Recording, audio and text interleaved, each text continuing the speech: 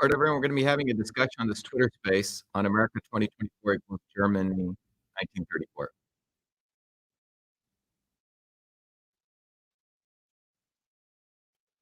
1934. Commit to donating $100 million in our election cycles?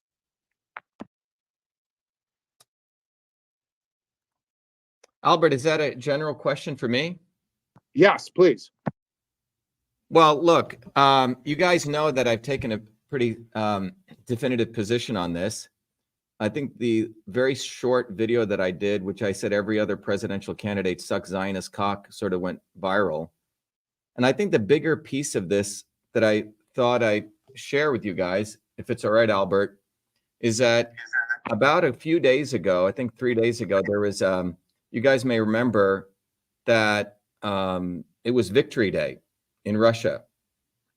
And I did a post and I said, you know, it's very, very important that people recognize the Russian people and the people of the Soviet Union lost tens of millions of lives fighting Hitler. Now, what's fascinating, Albert, was when I looked at the post, and I've never seen this, there were all these absolute pro-Hitler people, actually anti-Jew people, making anti-Jewish comments. I've been very, very clear that, you know, for about 40 years, running many, many activist protests against Zionism back in the 80s, that Zionism is racism in the service of imperialism. And AIPAC and all these organizations have worked very, very hard to blur this distinction between anti-Zionism and anti-Semitism. And this is really important to understand because after October 7th, what you saw take place, and I think this put the fear of God into these Zionists, was that there was a broad understanding, even in the United States, that anti-Zionism is not anti-Semitism. And I think this was devastating to the quote unquote Christian Zionists in government who are all, you know, backed by AIPAC, because they've been very, very doing a lot of hard work to try to manipulate the American public that anti-Semitism equals anti-Zionism. So in 40 years, I've never seen that. So that was quite good to watch. And I remember when I did I think an interview with Ryan, that statement about Zionist cocksuckers, it sort of just came out, but it did go viral. And it's important to understand that after that happened, and broadly across the United States, you saw the resolution passed by this hoodlum, Mike Johnson. And then the House of Representatives on May 1st, May Day, passes another bill in the House by 310 to 71 to say that they're going to use the definition of anti-Semitism bought by the Israeli Holocaust Remembrance Alliance, which is one of the most right-wing Zionist organizations that even quote unquote liberal Jews don't like. But that definition, they give examples, 11 examples. 7 of the 11 are anything you say against Israel. In fact, if you say Israel is worse than any other country, that is considered anti-Semitism on any issue. So the development that I saw when I did that post, you know, supporting the Russian people and the people of the Soviet Union who did do great service to humankind by annihilating Hitler, brings this deeper issue, because what I saw was that the amplification now is actually of neo-Nazis and Zionists coming together as never before, because the establishment must once again conflate anti-Zionism with anti-Semitism. And that's what's happening, including, you know, a numbskull like Fuentes. And so this is very dangerous that's taking place. And this occurred back in the 30s and the 40s. And I think all of us need to go reflect on the history that took place, which unfortunately is not really studied well. In the 1920s, 1930s, 1900s, everyone had expected a major revolution that was going to occur in Germany, an industrialized Germany. And it was going to be truly a bottoms-up trade union revolution. Nearly 2 million people were in those movements. And this was very dangerous to the establishment, the swarm, as I call it. So what occurred in Germany at that time was the swarm, the globalists, the elites, whatever name you want to call them, all backed Hitler. Not to kill, quote unquote, Jews, but to annihilate those bottoms-up workers' movements, which was much more of a nightmare to them than quote unquote Jews. And so it's important to understand that we, of people who are truly anti-Zionist, must distinguish very clearly that even at that time, many of the trade union leaders, there was a distinction between working class Jews and banker Jews. And this distinction is not being well made, and a lot of people are conflating it. And it's not the way to go, because AIPAC and all these people will use this. But what I see happening is that all the forces are now aligning itself for neo-Nazis and these Zionists to come back together again. And it's very, very dangerous. And I think I see a lot of people, even on the so-called claiming to be communist workers. Oh, well, you know, Trump is a little bit 100 times better than Biden. And because you will see the so-called right starting adopting words of working people, exactly what Hitler did, to manipulate people to top-down movements versus bottoms-up movements. So, you know, my run for president really wants to bring to the public the only way things have ever changed in the world have been bottoms-up movements. They've not come top-down. And this is a very, very fundamental understanding that's been extricated from American history. May 1st is when they passed that bill in the House. I don't think that's any coincidence. May Day was celebrated for the 4 American workers who were hanged in Haymarket Square for fighting for the 8-hour workday. So the Republicans and Democrats, a broad set of elites, do not want us to have this broad discussion about the rich history of working people in the United States, for that matter, Germany. This is a real enemy of these people. And so I hope, you know, when we, you know, that's what I wanted to share with you guys, that, you know, my run for president really brings a very different feel. All of these other candidates, Booby fucking Kennedy, Trump, Biden, they're all Zionist cocksuckers. And Zionism is truly racism in the service of imperialism. Zionism equals Nazism, equals Brahmanism in India. It is the concept, this political ideology that a finite set of people should rule over all of us. This is why you saw all the Hindutva Brahmanists in India completely jumping. I mean, I come from that world as a child where this caste system is no different than Zionism. And so I hope, you know, we have a deep understanding of what's taking place. So I see some of these people talking anti-Zionist stuff, and then they'll be promoting Fuentes. It's fucking disgusting. Right. No, I appreciate you bringing that up, because the Zionists and the Nazis have had a long established relationship, right? When after 1933, when at the World Jewish Congress, when they declared war on Germany and instituted a global boycott, the only people not participating were the Zionist Jews, who were in league with the fascists, the National Socialists, through their Havara agreement.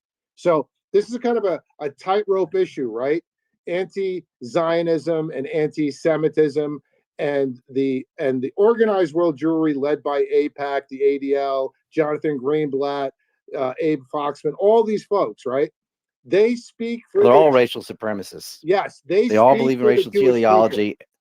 Right? They're pushing the kosher sandwich. And part of the kosher sandwich is they want the opposition to Zionism to be these people with the Hitler memes and shit, because they know that is never going anywhere. Yeah, Ryan, it's a way to take something like you're on the right path, and they want to steer you right into a tree by promoting this crap with the little gay frogs and the Catholic monarchists and the, you know, praising Hitler and all this stupid racial teleologists and race realists and stuff. Like, they want the opposition to Palestine to look like a bunch of fanatic retards like that.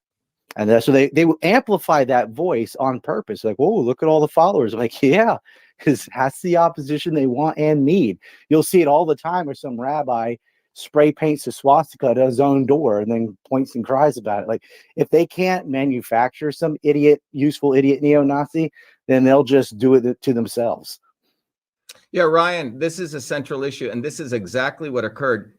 All of these political ideologies which sprinkle in some type of religion always need the opposing element. You know, right-wing Hinduism needs Islamic fundamentalism. Nazism needs Zionism.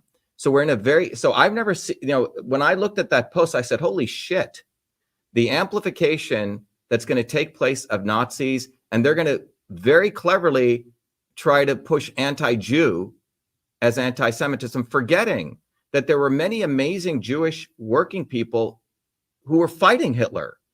And they said, we're not going to leave Europe. They don't Our know. country. What's that, Ryan? They think Hitler was good. They think Hitler was good because their depth of World War II was watching the movie Europa. Right. And then they, read hundreds and hundreds of books of World War II, like, but I watched Europa. They said Hitler wasn't so But Ryan, bad. those are They're the so ignorant guys. superficially ignorant. By the way, I see ignorant Adam guys. Green has his let's let hand up. Adam For Green some in, reason, it won't let me recognize him. I thought he already had speaker privileges, but it shows him as already a speaker. Where are you, I'm a Adam? speaker. I just got my hand up because I want to ask Yeah, a question. go ahead, Adam. Okay, Yeah. cool. Okay. Hi, Dr. Shiva. Thanks for being here. It's good to talk to you. Hey, You Adam, mentioned how are Fuentes. I'm good. I wanted to get your thoughts on how, with so much of this anti-Zionism opposition being dominated by Christian nationalism, and how their main grievance seems to be that they killed God, that they rejected Jesus and killed Jesus as the central issue that they're all focused about. Do you see that as like a controlled opposition way to discredit opposition? Yeah, Adam, it's a very good observation. Yeah, so if you make it about, again, it's this very deliberate line to make it about Judaism, Jewish people, not about Zionism. And Zionism is a political ideology which was manufactured to support a set of the banking class. We have to discuss the class issues. And what's happened in the United States is because of the Red Scare. If you talk about class, you must be uppercase C communist. So they have brainwashed large sections of the American working class to not have this discussion about class. There are class issues among Jewish people. When I grew up in Jersey, in Patterson and Clifton, my Jewish teacher, Mr. Roth, he was on the boat that saw he was a sailor, he was a seaman, he was a very poor working class guy, very different than when I moved to Livingston, New Jersey, where Ivanka Trump and Jared lived. So we have to understand that they want to absolve this issue with class, which was occurring in Germany. There were many powerful Jewish leaders who were fighting Hitler, and that's who Hitler wiped out. He collaborated with the Rothschilds. He collaborated with the banking class. Those were his friends. And we need to make a very clear distinction with this. And I really want to, emphasize there are people since October 7th suddenly who became awakened, and they do lots and lots of tweets against Zionism. And then the one day they're supporting this fool Fuentes, who's a moron. He's a fucking moron. And this guy, Absolutely. And he's being promoted. So anyone who is blurring that is highly suspect. Highly suspect. I'm not sure if Jake is here. It's like Richard Spencer a few years ago. What's that? What's that, Ryan? It's like Richard Spencer a few years ago. Richard Spencer, he's this moron. And so they had this rally about the Robert E. statue, and this moron went and made it all about himself and stuff. And they put this guy on CNN. Like, he got all the attention in the world. There you go. And it was just some race realist, white racist ass wipe. There is no real movement like that. And I understand like white people reacting to systemic racism toward them. I think that's a real thing. That doesn't mean you go full tilt the other direction, become racist yourself. Yeah, but I think, Ryan, that racism, towards a broad set of white people, this has also been manufactured by the liberal elites, right? The liberal elites are the true, quote unquote, white supremacists because they promote white supremacy to rile up the quote unquote working class whites so they feel a little bit better because of the fundamental ways that the white working class in this country has been fucked over. So they, it may sound contradictory, but white supremacy is a tool of the establishment to manipulate white people to think, whites who've been screwed over to think they're better. And this is where they create this dynamics. And so we who are start having these conversations, you have to be highly critical of people who sort of blur this. And it's very, very important to not allow them to blur this difference whenever the neo-Nazis come on and they suddenly start using the word Jew, et cetera, because it's like a layup to AIPAC. Don't be surprised you see some synagogue bombing in the next, year. Hopefully it doesn't happen. But this is where it's all Dr. teeing it Dr. up. Shiva, Yeah. I take your point 100%. Nick Fuentes is a clown advocating for. It's not just him. He represents a trend, Albert, of people. I get it. The Groypers, that whole Yeah. section, the Alex Jones kind of orbit. They're all connected, but there's also something that you have to address. The ADL and AIPAC are a very pernicious, malevolent force, and they claim to speak and represent the Jewish people. So don't you think that there has to be sort of an internal civil war within the Jewish community to vanquish these supremacists that are trying to undermine our Constitution and gut it? Who are the authors of cancel culture? Who believes in digital gulags if you say anything that they don't like? This is they're infringing on our constitutional rights, our freedoms. So of course there's going to be some kind of negativity, and they're stoking anti-Semitic sentiment with their behavior. So I think there's an onus on them as well. Yeah, big time, Albert. Look, I have a lot of very close Jewish friends who are anti-Zionist, and they say, look, when it comes to Israel and Zionism, there's no gray area. You just have to jump off the cliff and realize you can't be Zionist. Like, you just have to let go. So a number of Jewish people who are in that camp have to go through a transformation. Otherwise, understand that they have a serious contradiction that they're living with. You're absolutely right. We have, many people who, support our run. We had a guy who was supporting my run, in Senate, and he said, "Oh, I can't support you, Dr. Shiva, because you don't support Israel. You're against Zionism." I said, "Jerry, you need to shut the fuck up and listen, because all the things that you support about me, that you are not understanding the fundamental issue about Zionism, and you really need to go study it, because you can't say that you support all these principles and, against censorship. You're for all these things, and then say that you support Zionism. It doesn't compute." I said, you have to let it go. And Albert, that's where it's at. It's not even an intellectual argument with those people because they understand it, but it's something much more deep that their neural networks have just been programmed over and over and over again. Oh, do you believe the right to defend the state of Israel? Do you believe the state of Israel has the right to defend itself? All these questions, all these memes that have been programmed into their head. So it's going to just be some type of set of incidents that'll awaken them. And unfortunately, a number of them will not be awakened, and they will remain Zionists. But you also have to understand there's 70 million Christian Zionists, quote unquote Christian Zionists in the United States, the Bible Belt people who Trump caters to. Mike Johnson is a pinnacle of that. And Israel and Zionists have essentially completely taken over that group of people.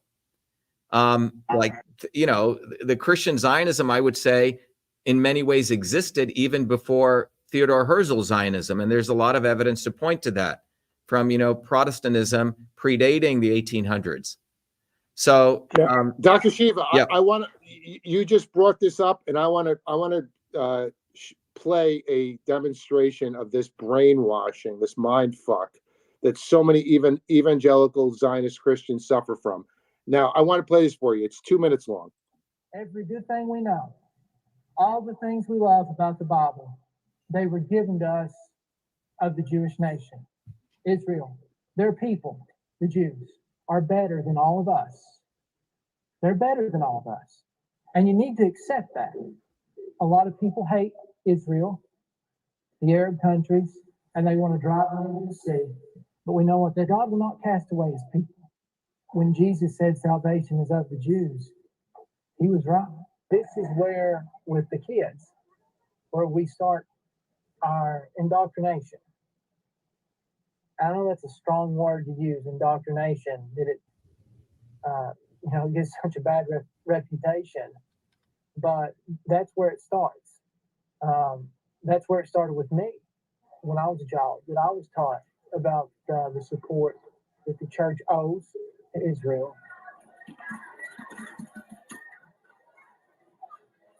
So all your loose change that you have from home, you bring that change to school. Everything that we get, we will actually cash it in and make a Israelites that have been to our church would know. There's a spiritual obligation of a Christian to Israel. God gave a promise in Genesis chapter 12, and I'm going to bless all of those that bless you, and I'm going to curse all of them that curse you. Every nation that has blessed Israel, God has blessed them.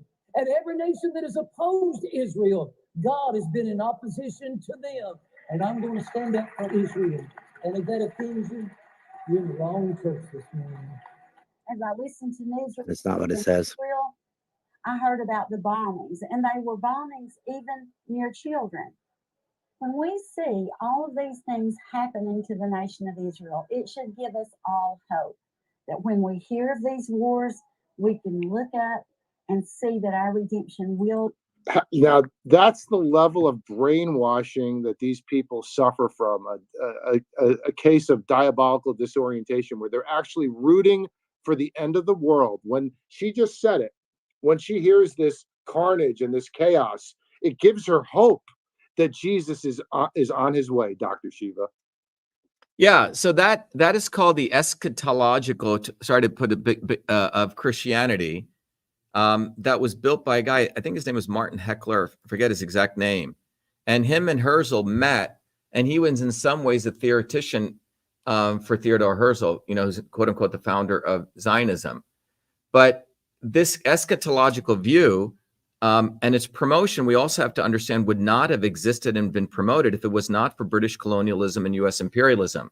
You see, people have all sorts of wacky ideas, Albert, right? All sorts of ideas across humanity. But those ideas are fueled and they're pumped if they support power, profit, control. So Britain and the United States fueled this nonsense because it was very, very valuable materially for them to create a lot of chaos in that very, very strategic region. I mean, they could have easily found Hindutva Brahmins who were saying stuff against casteism. You see what I'm saying? It doesn't matter what they found, but the point is that this serves power, profit, and control. That's why we need to understand that Zionism is absolute racism. It's actually anti-Semitic in the service of imperialism. You have to bring in the monetary equation here. And we have to look at broadly, the larger piece of this is that they do not want us building bottoms-up movements. They do not want the white working class in the United States really aiming their ire at the real enemies. And I'm not talking about Jews, but Zionists. You don't have to be Jewish to be a Zionist. The House of Saud is Zionist. The Hindus there's Hindus who are Zionist. There are Muslims who are Zionist. So the American working class is the most powerful working class on the planet, with still some of those Bill of Rights, some of them, almost tattered, the First Amendment. But regardless, the entire focus, if we think about it, is to make sure the white working class in this country does not rise up and understand who their real enemy is. And that's why these fucking neo-Nazis who are being unleashed, like Fuentes and all these morons, who allied themselves with Laura Loomer, are all about defraying the anger of the white working class back into, or supporting Zionism. And this is why whether it's Booby or Trump or Biden, all of them exist to make sure the white working class in this country remains with the swarm. And this is what's so dangerous right now, because this is literally a repetition of Germany 1930 and 1933. And that's where we're at.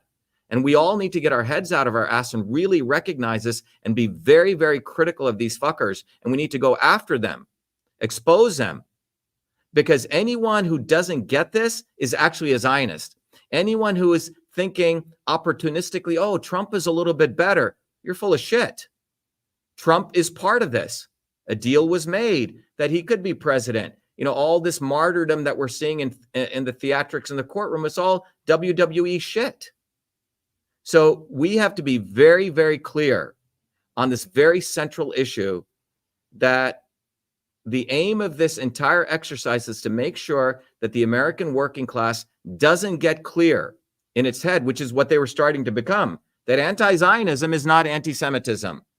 And anti-Zionism leads us to the right path to building a bottoms-up movement to shatter the swarm. And they don't want that to happen. So anyone confusing that, anyone, not really being clear of that, we need to set them straight. Otherwise, it's very dangerous. how are we going to do any of this without campaign finance reform to get $100 million of AIPAC money out of the system? Well, look, in 2020, Albert, I just had a little camera and a little video, and I hadn't been on social media, but it was my work that exposed the entire pandemic as an MIT systems biologist in March of 2020. Booby Kennedy was supporting lockdown. So was Trump. When I sued the government of Massachusetts, it was my work that exposed the fact that there's a backdoor portal to Twitter. And Fucker Carlson, Glenn Greenwald, and all these people concealed that evidence. They did a limited hangout for 2 years. Okay, they waited 2 years. So what I'm trying to say, it's not the looking at this top down. We need to rebuild a bottoms up movement. And I'll keep saying this. And everyone on this call should go look at the history of the American workers' movement in this country in the late 1800s and 1900s, led by women. And they've erased that history from the American, public. But it is building these bottoms up movements. Any of these issues, the big issues, are not going to be solved by little tweaks. My running for president, we have now people, we have close to 100,000 volunteers. We have leaders developing in every part of the United States. We're coming bottoms up. We need to rebuild bottoms up movements. It takes a lot of effort, and we need to play the long game.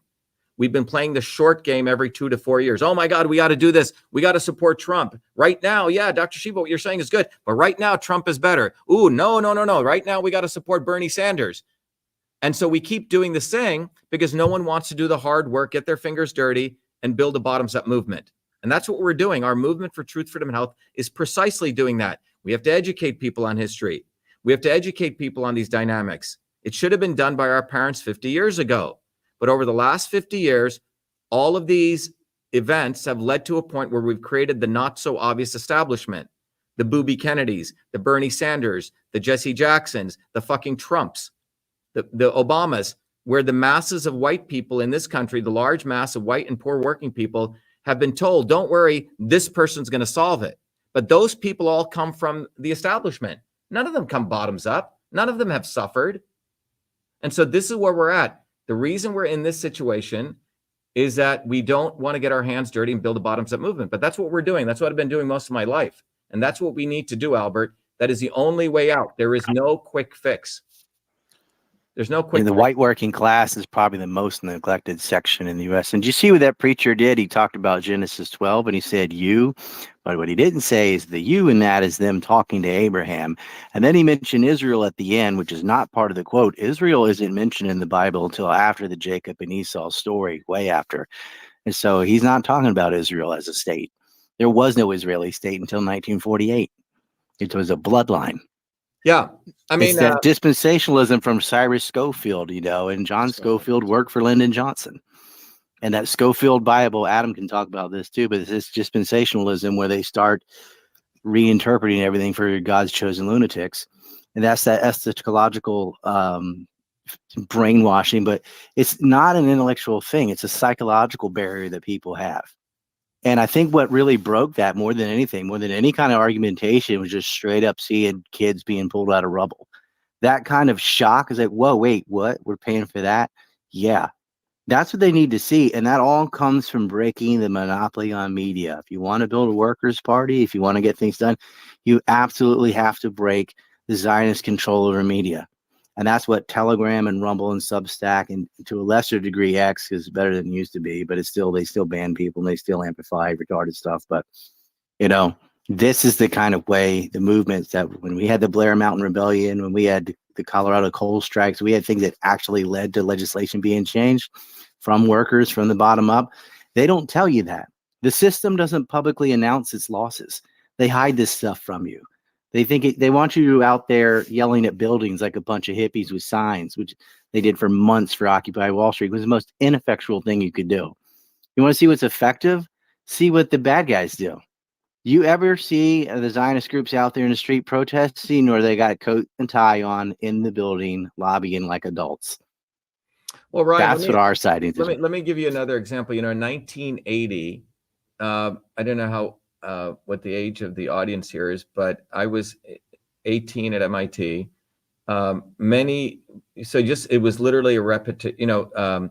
I was over at the MIT encampment and the Harvard encampment, and many of the students were like, oh yeah, we're motivated by the anti-apartheid protests of the 80s. So 1980, and this will give you sort of a direction on what this movement looks like. So 1980, many of you know that universities' endowments were invested in apartheid South Africa. And by the way, South Africa had a very close relationship with Israel. And there was evidence that South Africa and Israel at that time had built a number of nuclear weapons together.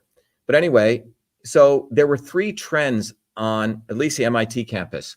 One trend was, these students saying, oh yeah, we're helping the blacks by sending money there. We're helping the blacks. It's very sort of adolescent argument. Then you had the liberal whites, a lot of liberal white wealthy Jewish kids. They would get involved in the movement and they would start singing MLK songs, we shall overcome. Oh, the poor Africans, we have to end apartheid in South Africa, right? Something to that effect, right? Or stop apartheid.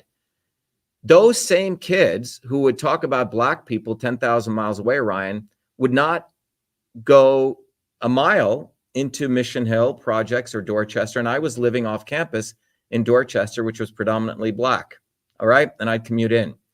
So this is what's interesting. They're in this little enclave called MIT in Cambridge. They don't even go to the neighborhoods.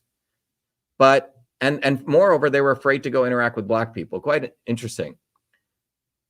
At that point, we had created a revolutionary student newspaper at MIT. And we recognized, wait a minute, it's easy to talk about a bunch of rich white kids talking about poor blacks in South Africa. Why don't we look at the economic apartheid right on campus? There's a bunch of poor whites and poor black custodial workers who work at the food service, and they don't even get health care. So we mobilize those people, and we got them to support us. So we said, it's easy to talk about apartheid in South Africa, but what about right here? Now, we had done such good organization that there was a protest that we organized from BU that I led from BU over to MIT. So if you've been to Boston, there's Commonwealth Avenue. You walk up and you go across the Harvard Bridge, and then you come over. So these namby-pamby students were taking up slogans like "We shall overcome," walking around with their little yellow armbands, completely controlling the slogans, etc. The night before, 300 students were butchered in South Africa by the regime. So we took up a slogan, "Apartheid in South Africa, burn it to the ground," which was completely in alignment, the anger that most people felt. Everyone, all 5,000 of those people took up that slogan. All right. And these students, these little policemen were running around. You can't say that. You can't say that. That sounds violent. We told them to shut the fuck up. By the time we marched to MIT, I had pulled out the South African flag and we burned it, and no one stopped us because all the workers were on our side. Then we marched into the president of MIT. We gave him a scare, and MIT was one of the first people to pull out. The point is, there is a right way to build a movement. You cannot be doing these little campus encampments, which is great. And those movements are coming up bottoms up, but the liberal Zionists would take over those movements. And I saw it at MIT when I was over. They were taking down signs. There was not that many signs, by the way, against Zionism, so they control that. But if you've been to Columbia University, where is it? It's in the middle of Harlem. Many of these movements were still kept in the ivory tower of the campus environment. The third wing didn't exist, which is like, hey, wait a minute. Why don't we talk about what's going on right outside of campus? What's going on between MIT and Harvard? How much of the endowment money has destroyed the residents of Cambridge? You see, that connection needs to be made because that's Zionism right there. And that's how about the corruption? 3 years ago, we had the George Floyd. The last point, just one sentence I want to say. The point is that these movements are contained by the liberal Zionists. And same thing, the Arab leaders, there's massive uprisings going on in all of these countries. And the same Arab leaders, including Erdogan and UAE and all these people, Egypt, they're actually containing the Arab population. In fact, they're throwing many of those people in jail because they're afraid these anti-Zionist protests, those same people point their ire at them. So, the reason Palestine is in its condition is not just because of U.S. imperialism, but because of these sellout Arab leaders. And that's why these movements are actively contained. As long as you're on campus, that's fine. But they do not want us to bring working people in the neighborhoods into these movements to flip the switch to understand it's not just a bunch of students protesting free Palestine. It is about the working class in the United States, which has also been occupied. That's why the slogan needs to move away from ceasefire now to end the occupation of America. Free America. That's Yes. go to. I just wanted to get in Pat here. Buchanan would Go ahead. agree. Yeah, I just want to get in here for a second, Dr. Shiva. I talked to you on the kill. We're live on the kill stream right now too on Rumble. I talked to you during 2020. Oh, who's this? I'm This is Ethan Ralph, host of the kill stream. I talked to you during 2020, during the COVID Ethan, how are epidemic, you? quote unquote. Yeah. Yeah, I'm doing great. How you doing? And you did great work on that. And that's the last time we talked. I think it's been many years. But I had a question, not to completely change the topic, but I had a two-part question. One was from my audience, and it's a little bit off topic, but it says, Dr. Shiva, what are your thoughts on legal immigration? Do you think we should have an immigration moratorium, seeing the state of affairs in America? And then we were talking about this before you got here. Do you feel like you're constitutionally eligible to be president of the United States?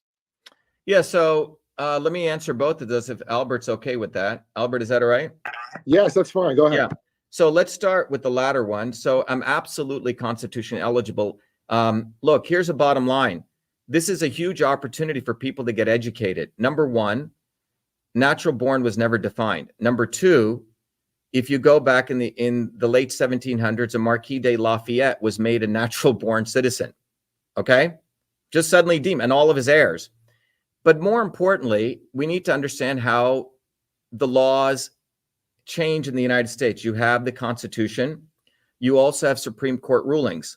Now, in Article 2, Section 1, Clause 5, it says, by the way, in that vicinity of that clause, it says only he can be president, okay? So the founders apparently contemplated only men can be president. And it gives that you have to be natural born, you have to be 35, and I forget the residence requirements. But nonetheless, you had something called the 14th Amendment, which came to be. The 14th Amendment clearly said that you cannot distinguish by national origin. Naturalized citizen cannot be distinguished by natural born. Okay, so if you don't want to take that, then Bowling versus Sharp, very, very important precedential setting court ruling, ruled unequivocally that the 14th Amendment, which applied to the states, which you cannot have this kind of discrimination, also applied to the 5th Amendment, which was at the federal level. And then finally, you had Schneider versus Rusk, which explicitly said it is illegal to distinguish between a naturalized citizen and a natural born citizen. It's over. It should have been done. It's done. The point is, no one has challenged this. And by the way, the 19th Amendment applied the 14th Amendment to protect women. The issue is, one of the things that Ethan, that the founders had, and these people are brilliant people, they had this concept of let the people decide, this concept of non-justiciable issues. What does that mean? It means that there would be certain issues that neither the courts could rule over nor the executive branch, that only Congress.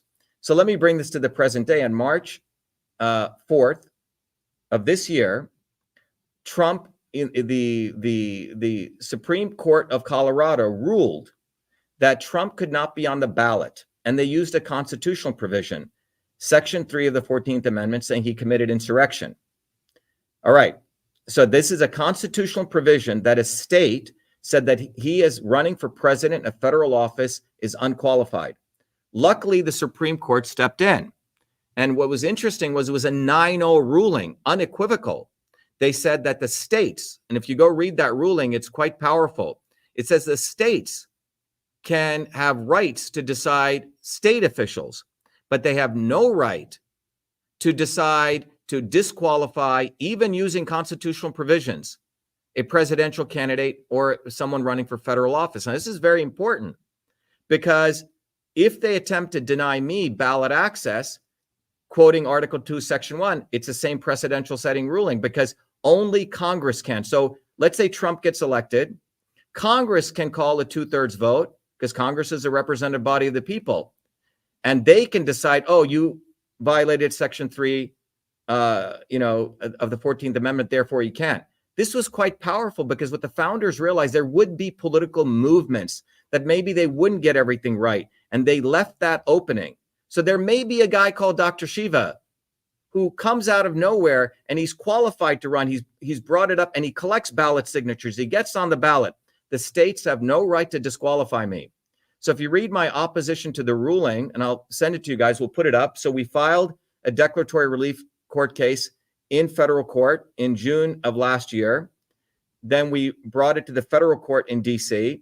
The federal judge said you don't have standing because you have to wait until someone disqualifies you from being on the ballot. By the way, the FEC in 2011 ruled that you can be a naturalized citizen and you can run for president of the United States. You just can't get matching funds.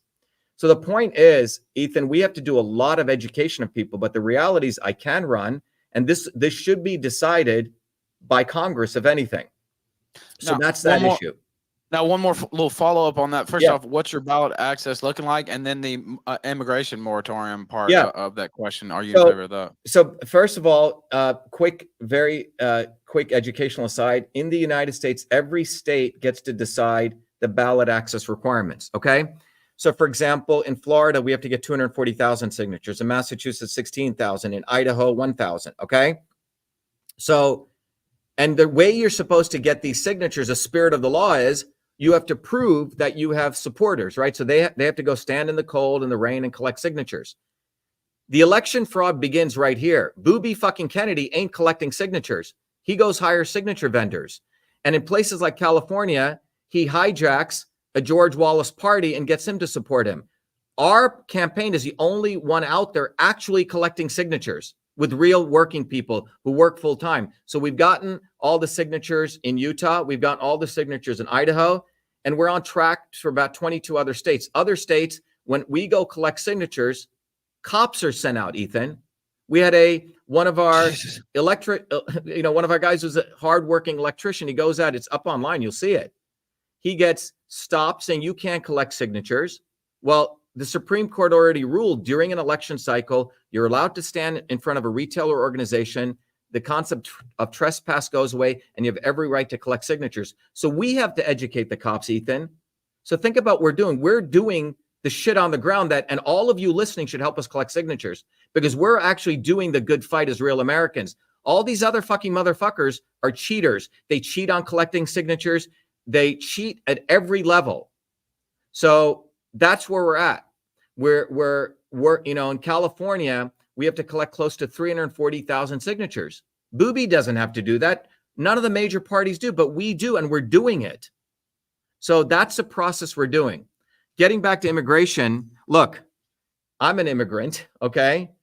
And you have to, if you look at Trump versus Obama, Obama actually was far greater, stricter on illegal immigration than Trump was. Trump actually hurt legal immigration. But when we look at this issue, by the way, our movement has a whole Latin American leadership, So we've talked about this issue. Again, we need to take a systems approach. When you take a systems approach and you look at U.S. imperial policy, not done by the white American working class, I'm talking about the Zionist policy. The Zionist policy over the last at least 70 years was to completely put dictators to run most of Latin America. And we as, righteous people need to recognize that. We put Pinochet into power. We put all across Latin America, it was U.S. imperialism guided by fucking a Zionist Henry Kissinger who John Kennedy brought in. That is who established these conditions where you brutalize the citizens of Latin America. Under that brutalization, people started coming to the United States. So that's number one. Look, my parents didn't need to come to the United States. They came here because the caste system in India was awful. Who supported that and used that? British imperialism, British colonialism. So we have to understand the conditions. And if you don't look at those conditions, we never get to the real solution. So that's the first thing.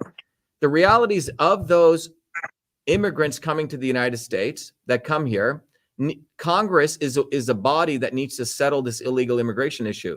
Why is it hasn't been settled? Because Congress has no interest in settling it. Neither the left or the right, Republicans or Democrats, want to settle this issue. One wing of the establishment makes money off cheap labor, which is Wall Street, one wing. The other wing makes money off votes. So neither wing of the establishment wants to solve quote unquote illegal immigration. It's just a campaign fucking issue. So how do you solve it? Well, here's the way you solve it. Here's my solution. You have, let's say, I don't know, the numbers vary. Let's say you have 20 million illegal immigrants in the United States. There's a substantial number of them, I believe, who actually work hard. They're the ones who clean the toilets. They're the ones who do landscaping. They're the ones who do all the other stuff. It's hard to find other people to do it. Now, if they are actually contributing and they're legally minded, good people, they're good citizens, you put them on the path to citizenship, but it begins with them starting to pay taxes. So you'd probably make about $1 trillion in tax revenue just from that to the federal budget. The other people, obviously, who are illegals and who have criminals, you send them back. I would also venture to say, and part of it is a little facetious, but maybe not, there are a lot of Americans who don't fucking work anymore. They're living off the United States. We need to question their citizenship. What kind of citizens are they? And the broader issue, I think, Ethan, the two questions you asked about natural born and naturalized, and this comes down to the heart of the issue. What does it mean to be a citizen of the United States? And in my view, citizenship is service. Are you here to serve this country?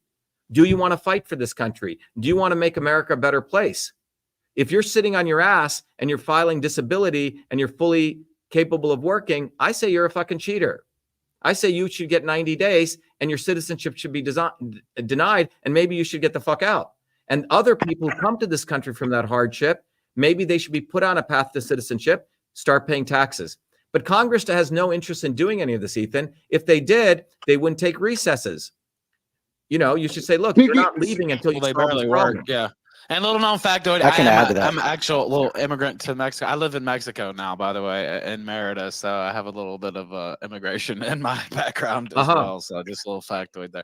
But go ahead, Ryan, or whoever wanted to talk. Yeah, and I was an expat to Japan and now Korea. So just a little history on natural born versus naturalized. So when they put in natural born in Article 1, Section 2, it was really just to prevent Alexander Hamilton from ever running for president since he was born in the Caribbean. But that didn't sustain. By the 14th Amendment, they added this clause about natural born because the state of California did not want to end slavery with the coolie trade. So they had ended black slavery about 7 months after the Civil War, because blacks are largely born inside the United States. But if you weren't born, you weren't a citizen, and so that did not apply to you. So they could continue to slave trade as long as it was foreigners that were building the railroads and stuff from China. Since they're only importing men, and since they also had laws against intermixing, those Chinese guys would remain slaves for the rest of their life. That's why they did that. Then when George Bush came in, he had a naturalization process for foreigners that served in the U.S. military would get a quick path to citizenship. And it was around that time that the line between natural born and naturalized, there was no significant difference, including becoming president or vice president. Dr. Shiva, I want to add something here. You just brought up Congress. Congress in April voted 15 times. Every measure was in 15 times in terms of Israeli issues, not once for anything American related. Okay, that's one point. And I want to play for you a 30-second attack ad paid for $300,000 of AIPAC money to defeat Thomas Massey. Listen to this. Can you crank it up a little bit? It's a little bit hard to hear. Yeah. Republicans are trying to help Israel, but one Republican is standing in the way. It's Kentucky's Tom Massey. 15 times in April, Massey was the only Republican voting with anti-Israel radicals. Massey's votes helpful for Iran, harmful to Israel. Everyone who cares about the Holy Land needs to know Tom Massey is hostile to Israel. The United Democracy Project is. Do you believe that? This advertising. Is that incredible? Yeah. $300,000 ad campaign. Yeah, This I saw that. Yeah. Yeah, I mean, I heard about it. Yeah, but we raised Thomas Massey $100,000 as a response to that. What's that, Ryan? And as a response to that, we raised $100,000 for Thomas Massey. I see. Grassroots. And his primary is just coming Tuesday, by the way, for those who don't know. Mm-hmm. Well, look, I think I think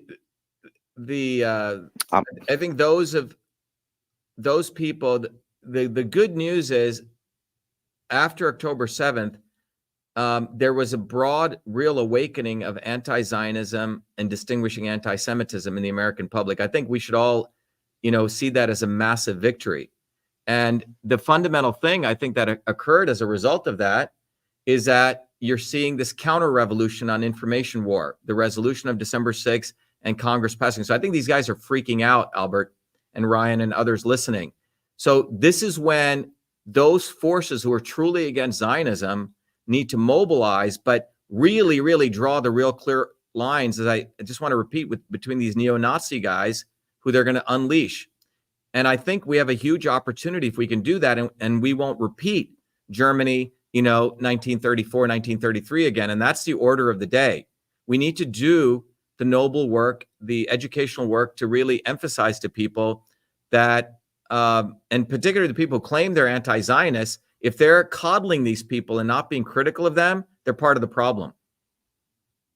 Right. So the mass student demonstrations, okay, 3 years ago, after the George Floyd BLM Antifa riots that were state-sanctioned, Democratic mayors and governors told the police to stand down while cities burned, an actual riotous mob, a horde, right, going across America. That's okay.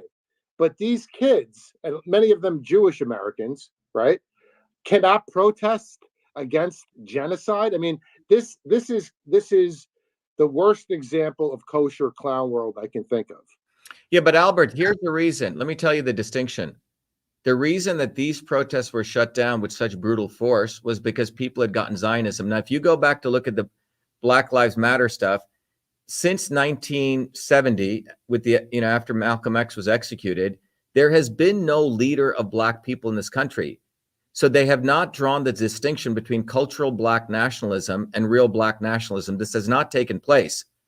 And the leaders, there is no, we, a couple of weeks ago, we do an open house, by the way, every Thursday, 11 a.m. and 8 p.m. We had a number of very, very interesting Blacks come to our meeting, and they said, Dr. Shiva, we've been watching you and we want to support your movement. And I said, you know what?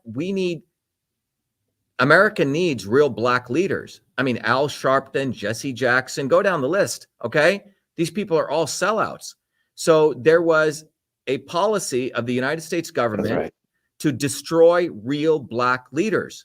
Malcolm was getting it. If you remember his last speech that he gave 2 weeks before he was executed, after he went to Mecca, he said, I believe there will ultimately be a clash between the oppressed and those who do the oppressing, but it will not be based on the color of the skin. So the point is that the quote unquote Uncle Toms that the establishment promotes are the ones who are running Black Lives Matter. They don't want to really talk about the fundamental issues of what is going to liberate Black people. They don't want to talk about any of that. And that's why the establishment supported that, Albert. If these Jewish students were simply talking about, we must defend Israel and being very, very namby-pamby, they would have let those protests go on. But because those students were understanding Zionism, that's why they needed to be shut down. If Black students are out there really understanding that they need to mobilize with poor white people to demand infrastructure in the inner cities, I guarantee those protests will be shut down. Black Lives Matter doesn't like those protests because they want to. Do you remember saying this, Yeah. Dr. Shiva? You put the house. I'm not going to say the house plays back. What can I say that? The house. Just say it. Just say it. No, you're running for president. Just did it at you. You don't want to cook. You put the field niggas back on the plantation, right? Is that what you're saying? Well, look, that's what he's doing. He comes from fucking apartheid South Africa, Seiko. Look, we need to understand this. Malcolm got it right. We need to understand that you have to get off the fucking plantation. I call it the plantation, the swarm, Zionism. It's like you have to leave. And when you leave the plantation, you have to build bottoms up movements. There's no way coddling to these people. But most of these leaders were coddled by the United States, and they're really house slaves. They were put on by the establishment to keep black people on the plantation. So the situation of black people in the United States today, the broad mass of black people, it's worse than before civil rights. Their economic conditions. In Boston, the average net worth of a black person in liberal Boston with Black Lives Matter signs everywhere is $8. And you can look it up on the Federal Reserve. The actual net worth. It's quite extraordinary. So even for black people, racism is actually, you know, their economic conditions have been worse. What has happened is they've created a pencil-thin strata of black bourgeois, you know, a few, you know, Michelle Obamas or Oprah Winfrey's, et cetera. And then the conditions of white people has also gone significantly down. So there is a class war taking place in this country against poor whites and poor blacks, but those conditions are not discussed. So that's why they promote Black Lives Matter, because they're not discussing those issues. They don't want to bridge the worlds between poor whites, poor blacks, and really talk about Zionism. They don't want to do that. So that's why they were allowed, Albert. And it is not an accident. It is not an accident that they put the camera on George Fentanyl, you know, a guy that was drugged out of his mind that was about to drive a car, and the cops said they zoom in on these like hair splitting cases and stuff of people who really don't deserve to be championed. Like some guy had been in and out of jail That was many totally times. choreographed. Yeah. The whole thing is on purpose. They're ignoring real issues. There isn't any real black leadership. It's a bunch of blacktivism that blame everything on biology, on the whites or this or that. Blacks and poor whites have been systematically targeted to destroy their families through social programs that kick dad out of the house, that subsidize baby mamas, that do all these things that destroy their communities. And they've done this. But you can't. White people too, Ryan. Poor whites have undergone the same. Yeah, I said that. If you look at the income of poor whites, the median income has dropped by 50% over the last 20 years. Massive drop in the income of poor whites. So hardworking white people, you know, who are trying to make it. So yeah, you're on a reservation without borders because they do the same thing to natives. Welfare destroys communities. Exactly. So Dr. Shiva, Dr. Shiva, we have this array against us. The two-party duopoly, which are both war parties, both Zionist parties, both establishment parties. We have the media that is basically state-sponsored, state-run media, giving us State Department talking points or whatever. You have Hollywood feature films reinforcing this fallacious historical narrative that we're a force for good, a shiny city on a hill, Israel is a light unto nations. All this full spectral dominance of brainwashing and mind-fucking America in the West. How do we break that? The ground bottom-up movement. Yes, facetious, not fallacious. Yes. So Albert, there's only one way. Okay. So let me go back to sort of central principles here, right? When Mussolini's advisor, you know, told him about fascism, they created a theoretical model of society to be akin to the body, which they thought at that time was a central brain controlling everyone else, right? A command and control structure. Well, by 2003, after the Genome Project ended, we know the body isn't like that. It's the human body is highly decentralized. All right. It is not an organ system model. So if you use that fascist approach, it doesn't lead anywhere. In fact, from a systems approach, we live in a self-organizing system. Okay. So why am I bringing this sort of theory up? It's very important to understand that consciousness, a Ryan Dawson raising his consciousness, a Albert Bishai raising their consciousness, you know, Ethan raising their consciousness. And let's say we're all over different parts of the world. Consciousness moves information, matter, and energy. We don't know how this works, but by the work of Ilya Prigogine, who won the Nobel Prize, you know, for physical chemistry, we know particles communicate. So I'm a big proponent of education. When we raise consciousness to understand the depths of the political oppression, one person gets it uncompromisingly, it goes to another person and another person, another person. And you don't need a lot of people to get this, but you need to understand the core. One of those fundamental elements, Albert, is this recognition that it's not the left and the right. That's one paradigm of the lesser of two evils. It's actually the obvious establishment and the not so obvious establishment. Let me repeat that again. the obvious establishment and the not so obvious establishment. So Booby fucking Kennedy, he calls himself an independent, steals all my stuff, literally comes to our open house, by the way. We have all this evidence, has his people literally transcribe our stuff and does videos. But nonetheless, he is an independent, but he's part of the not so obvious establishment. So we need to get clear on this dynamic. Starting in the 1950s, the establishment realized that the working people, we would have our own heroes, bottoms up. We would build our own movements, what took place in the 1800s and 1900s. And instead of just brutally, fascistically destroying them, they realized that they would need to create a farm team of the not so obvious establishment people who would talk the game, who would say the right words, but came from above. You can call them controlled opposition. I like to call it the not so obvious establishment. And this is what we're contending with right now. And I would, with all humility say, because of the work we did in 2020 and 2021, where we started exposing this, I had to do the hard work of exposing Trump for what he really was. Lost about 20% of our MAGA followers. I had to do the work of exposing fucking Booby Kennedy for what he really is. You see, so what's happened, Albert, is that the establishment knows people are waking up. They have all this evidence on social media. They have massive surveillance. They know what our thoughts are, our emotions are. They know directionally which way we're moving. Holy shit, people are really loving Zionist cocksucker. They really like that. Holy shit. We better now try to conflate anti-Zionism and anti-Semitism again. So they're getting real-time data. And so with every real-time data they get, oh, let's create another fake hero. Ooh, Booby, go say this. Elon Musk, go say this. Fucker Carlson is suddenly talking about aliens. He's talking about everything under the sun. But go do a search on his tweet when he did that interview. Nothing about Zionism. Alex Jones, Joe Rogan. So they have put together a neo-establishment of Zionist cocksuckers who are the not so obvious establishment. And this dynamic needs to be understood very clearly. So we need to understand the dynamics of what they're doing. And we don't need to have everyone get this, Albert. That's what we teach. That's what we educate. And we need to get on the ground and educate other people, everyday people. But when enough people understand this, that's when change will occur literally overnight. And I'll give you one data point.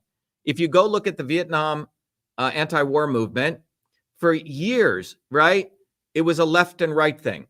Obvious and not so, not so obvious was not understood. At that time, the Barry Goldwater and the Republicans were seen as the war party. They want to bomb the shit out of the Vietnamese. And the Democrats and the left-wing elements of the Democrats are promoted as the anti-war party. Well, after 1968 in Chicago, when Lyndon Johnson, who had machine guns on the stage of the Democratic Convention, unleashed cops to basically beat the hell out of these kids, then these kids woke up from their slumber of counterculture and they realized, holy shit, both wings of the establishment are making money off the war in Vietnam.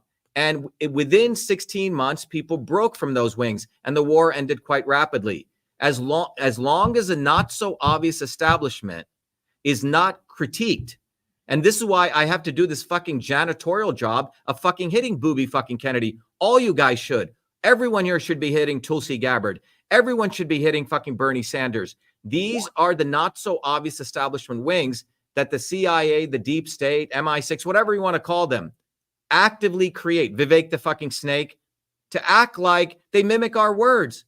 But the cool thing about this issue with the Zionist issue, it's a wonderful litmus test. It's like the ultimate chemical analysis that puts the clear distinction of who these people are. But that dynamic, Albert, needs to be discussed.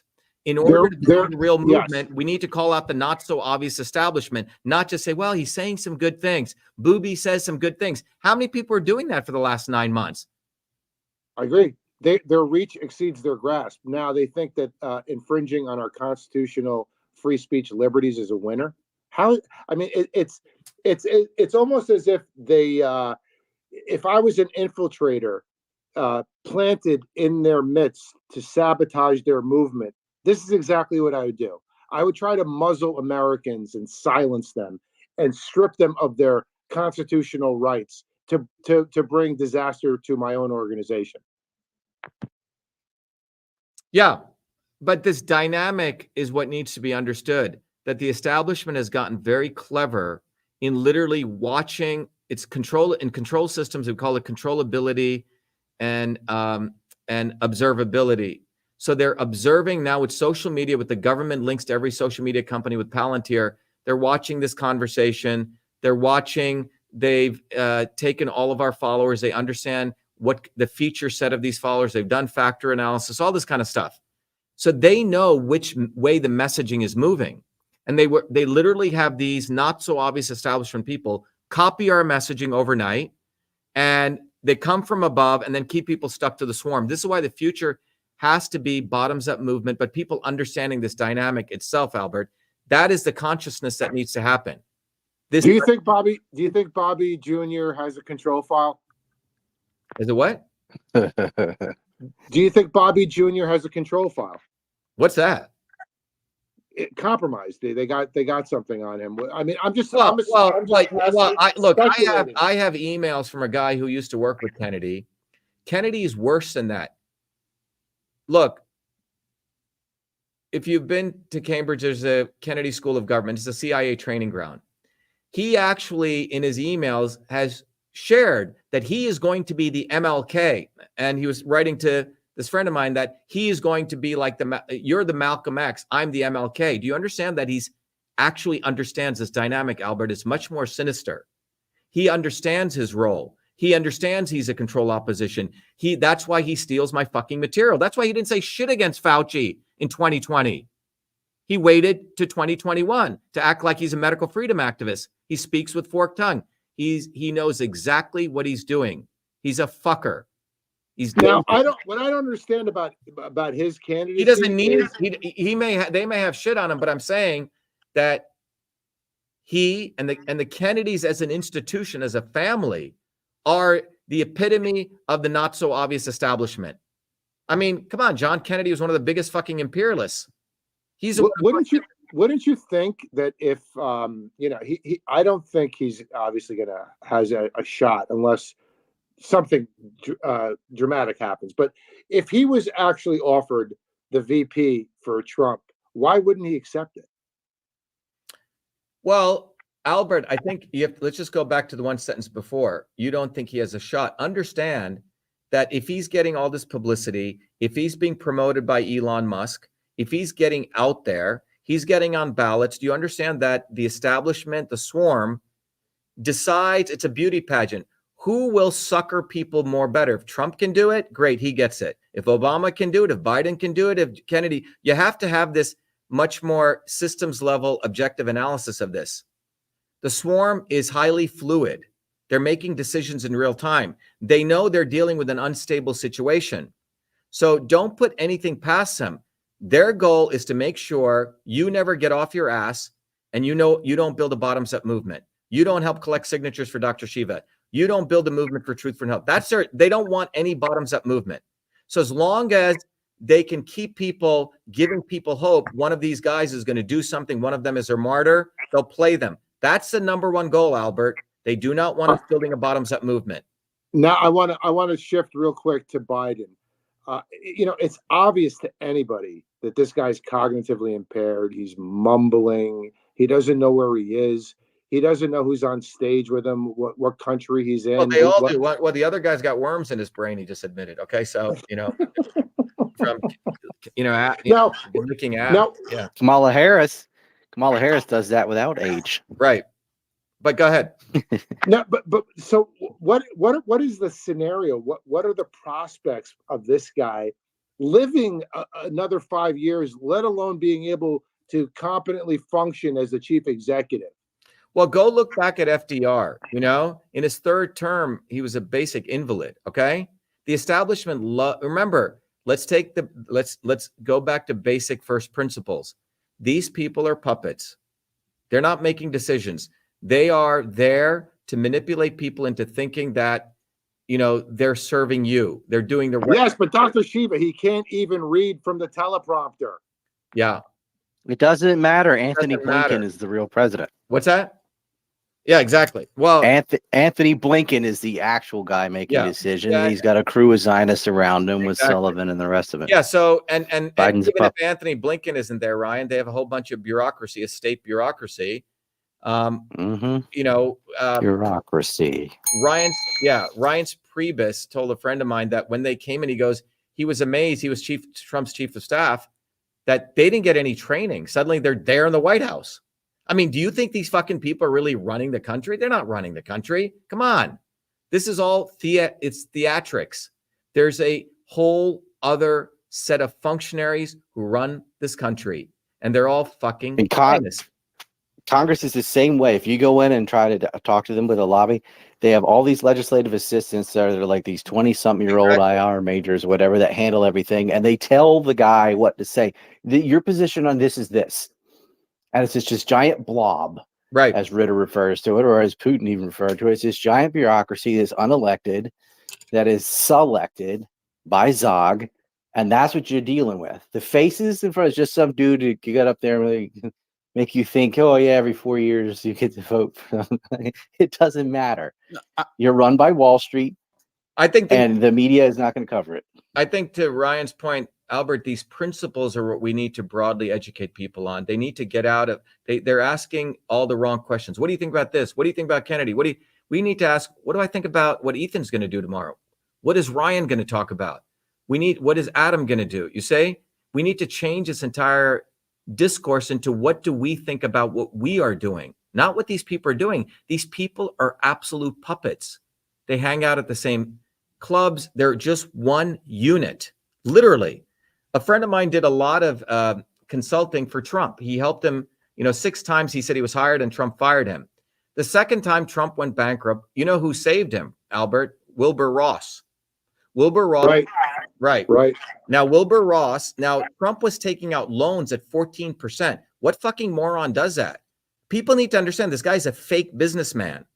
If he had done nothing with his father's money, he would have 4 to 5 times more money. All right. This guy's not a businessman. Okay. He was a rich boy who just frittered away his father's money. But anyway, 14% loans in Atlantic City. He goes bankrupt. And what Wilbur Ross and others have discussed is they recognize in Trump, he could be a good entertainer, a good con man, a good P.T. Barnum. So they bailed him out, but they still let him own 50% of that. That doesn't happen, Albert. And what ended up happening was they put him on the trajectory. He was put into the farm leagues. He was given Ari Emanuel to be his agent. He was given book deals. He was put on The Apprentice. They put him on the trajectory to be president. This is all farmed. And this is what we need to understand. All of these characters are part of their club. And you're not part of it. I'm not part of it. And they want to make sure that people constantly are associated with them. Every one of their messaging, every little teleprompter they have, every word is given, just like the legislative assistants and these people do the stuff at the senator level, right? The PR people are the ones who run them. Go look at who's Trump's PR person, Susie Wiles. I mean, when I met with him, she kept in and out of the office. She's out of one of the biggest PR agents, deep state PR agencies in the world. He doesn't know what the fuck he's saying. He's there doing a job because he went fucking bankrupt and they saved his ass. All of this is theater. Right. They said a live Trump that could be a salesman to sell some of these distressed properties is better than a dead one. I just wanted to ask one question. I know Adam wants to get in as well. What are your thoughts on Vivek? First question, and then also on the great replacement theory. Do you actually think that that's a real thing, and that's something that he talked about and others have talked about as well? And then I know Adam Green's had his hand raised as well. So, well, I think let's go to the latter one. I think the elites want to replace the broad mass of humanity in the United States. If most of the people are white people, it makes sense. But the larger issue is if you look at the life expectancy in the United States, it's going downward, and it's been going downward since 1980. And if you look at the establishment's view of a mechanistic world, a Newtonian model where everything's a clockwork, everything's predictable, it ultimately leads to a world where it's run by robots, it's run by automatons, and you only need a few people. So that's where they're headed towards in that model, which has no basis for anything about consciousness or anything like that. But Vivek the Snake That's what he is, okay? You have to understand, this guy comes out of nowhere. And he too, it's fascinating because I got so many emails. I get, Dr. Shiva, he's saying exactly what you're saying, but it's a brown guy. Now, where did this guy come out of? Go look at his history. I mean, when I see that guy talk, I can't believe anything the guy says. He sounds like a fucking sales guy. Does anyone believe what this guy says? He will kiss Zionist ass. He'll kiss Trump's ass. He'll kiss anyone's ass. But go look at his history, his entire history. Well, first of all, he filed for an affirmative action scholarship. And then he says he's against affirmative action. In fact, he had $2 million in the bank and took an affirmative action scholarship. The second thing with him is look at his history. He's not an innovator. He's a financial engineer. And as I've shared before, you can go look at those things, but he goes and finds a failed drug that failed 3 times. 3 times. Look, I'm in the field of systems biology in the biotechnology world. It takes a lot for a drug to fail 3 times. He goes and finds a failed drug, which failed 3 times for dementia, for Parkinson's, for Alzheimer's, has his mother throw out from a clinical study all the data where people didn't complete the trial. It's called a completer analysis. It's one of the most fraudulent kinds of analysis. Then has his mother publish that data in a poster session, which is what graduate students do. And then uses that poster session to go on all these talk shows to say he's got a drug. Beefs up the stock to billions, cashes out, whatever, 40, 50 million. And then the stock goes to loses 99% of the value and he shuts it down. That's what this guy is. He's a scam artist. Everything is done is a scam. It's not real. And this is why he was promoted, because he serves the interests of the establishment. He said he was for mandates in Ohio. Go look at his thing. He got one of the government contracts to run the back-end systems for COVID tracking. Now, why do the MAGA people follow this guy? You have to really ask them. Why? Why do they follow Trump, who's right. Operation Warp Speed? And the reason, I think you need to really go with that, because you were right about the COVID scam, and that's the biggest winner. Look, Albert, Marla Maples called me then, his former ex-wife. She said, me and Tiffany love you, Dr. Shiva, because I was out there in early January pushing vitamin D3, quercetin, all that stuff. Some of our videos got 200 million views on vitamin D3, which were taken down. So when Marla called me, she said she took the letter that I wrote. We did a live together. She took the letter I wrote. I said, Trump, don't fucking shut down the country. If you really care about old people or pre-existing conditions, fine, quarantine them. The rest of people, put them on 5,000 IUs of vitamin D3. Those people are in ICUs. You can give them, titrate 100 grams of vitamin C. I mean, these are all known solutions. The White House called me, the head of the domestic policy. They did nothing. They had all the data. He kept Fauci. He gave Fauci the commendation award 12 hours before he left office. He served the pharma industry well. But the bottom line is, Albert, it comes back to the central thing that you started this conversation with. The reason he's there is he's promoted by the Zionist media. Come on, you can take any fucking moron and overnight give him access to the media. This is where the election fraud begins. Where does fucking Vivek the Snake come out of? How does Trump, where does Booby come out of? Who gets eyeballs? Number one, that's the election fraud. Visibility, visibility, visibility. Who controls visibility? Look, I understand. Donald Trump was a made man of the kosher Nostra, just as his father was before him. Adam Green, you got a question? Go ahead. I was wondering what you thought about Elon buying up Twitter. Do you think he's a legit threat to free speech, or is he working with the Netanyahus and the Shapiros and part of something bigger? Maybe to allow this appearance of this rise in anti-Semitism on X, and along with the campus protests. Like, I see that as the narrative. Like you said, it's like they're doing Germany all over again. Or it's even go back further, it's like the Purim story, the rise in anti-Semitism in the West, before they collapse it and bring it down. What do you think about that and Elon? And yeah, is that Adam? Yeah, Adam, great question. Look, to me, I was at the center of this in 2020. Many of you may not know this. Just to review, in 2020, when I ran for Senate, I ran as a Republican in Massachusetts. The Republican Party found me as a threat, but we had 3,000 volunteers, Adam. I don't know if I've shared this with you, Adam. We had 3,000 volunteers on the ground. We raised $2 million in a Senate primary race when the Republicans don't even raise like anything. Okay. You couldn't leave Massachusetts without a Dr. Shiva sign. We had 25,000 bumper stickers, 10,000 lawn signs. And even the Republican establishment GOP said on the night of election, which was September 2020, they said Dr. Shiva is going to win this on a landslide. Well, anyway, remember, I didn't really think, quote unquote, election fraud very naively took place in the United States. And I thought it was really a third world thing. So on the night of September 2020, the results come in. There's 9 counties in Massachusetts. And in the predominantly all white Franklin County, working class county where people loved me, I won by 10 or 15 points. Okay. Hands down. All the ballots are hand counted. In every other county where they used machines, Adams, it was 60-40, 60-40, 60-40, 60-40 to a fucking guy who had maybe one lawn sign up and he couldn't even raise money. The GOP had to give him $200,000. All right. So that was in September. On September 5th, Adam, I put out a tweet because I went to the Secretary of State with a camera and I said, look, when these ballots go through these machines, they create an image. They create what's called a ballot image. Okay. And by law, those ballot images have to be preserved for 22 months by a law called 52 USC 20701. Anyway, so I go to the Secretary of State with one of my volunteers and I said, look, we want the ballot images. They boldly tell us that they deleted them. They go, we don't have to save them. So I go on Twitter. And by the way, I gave them my FOIA. They had 10 days to give us a ballot images. They send us, we have an email interaction where they're saying they deleted them. They don't have to preserve them. I said, show me the law. Anyway, I did a tweet on September 24th, which said, Massachusetts deleted 1.5 million ballot images. This election's null and void. That starts going viral. And we're still running for office, Adam. We've moved our campaign to a write-in. So that's going viral. And boom, Adam, I'm turned off Twitter. Never been thrown off Twitter.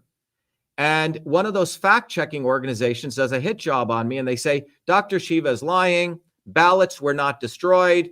And the reason we know this is we called the Secretary of State. And they said they contacted Twitter to turn off Dr. Shiva. I knew I had a First Amendment case, Adam. So no lawyer in Massachusetts wants to take on the government. I had to sue them in federal court. I'm not an attorney. I had to put together the paperwork while there's still about 39 days left in the election. We've moved our campaign to a write-in campaign. All right. So when I go into federal court in cross-examination, this is now in October of 2020, Adam, it was my work that uncovered in cross-examination testimony.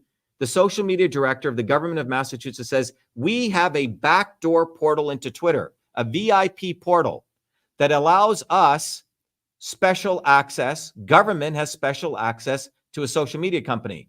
The judge in that case is appalled. He says, I'm sitting under the picture of Louis Brandeis. Don't you guys believe in the First Amendment? If you disagreed with Dr. Shiva, why didn't you just tweet back at him?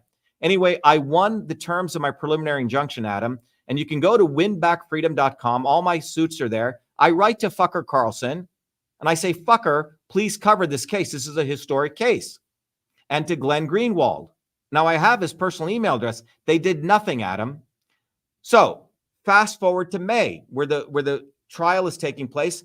And May 2021, the evening of that, before the trial, I had discovered what are called playbooks, the actual manuals that describe in gross detail how the Atlantic Council and at Harvard Belfer School, they came together to build a structure called this entire backdoor infrastructure, how government would launder censorship to a nonprofit agency called the Center for Internet Security, funded by Pierre Omidyar, who's a guy who bailed out, frankly, Elon Musk. Elon Musk, if you look at his history, the guy's never made any money. Okay. All of his companies have failed. If it wasn't for Peter Thiel bailing him out, he'd have nothing.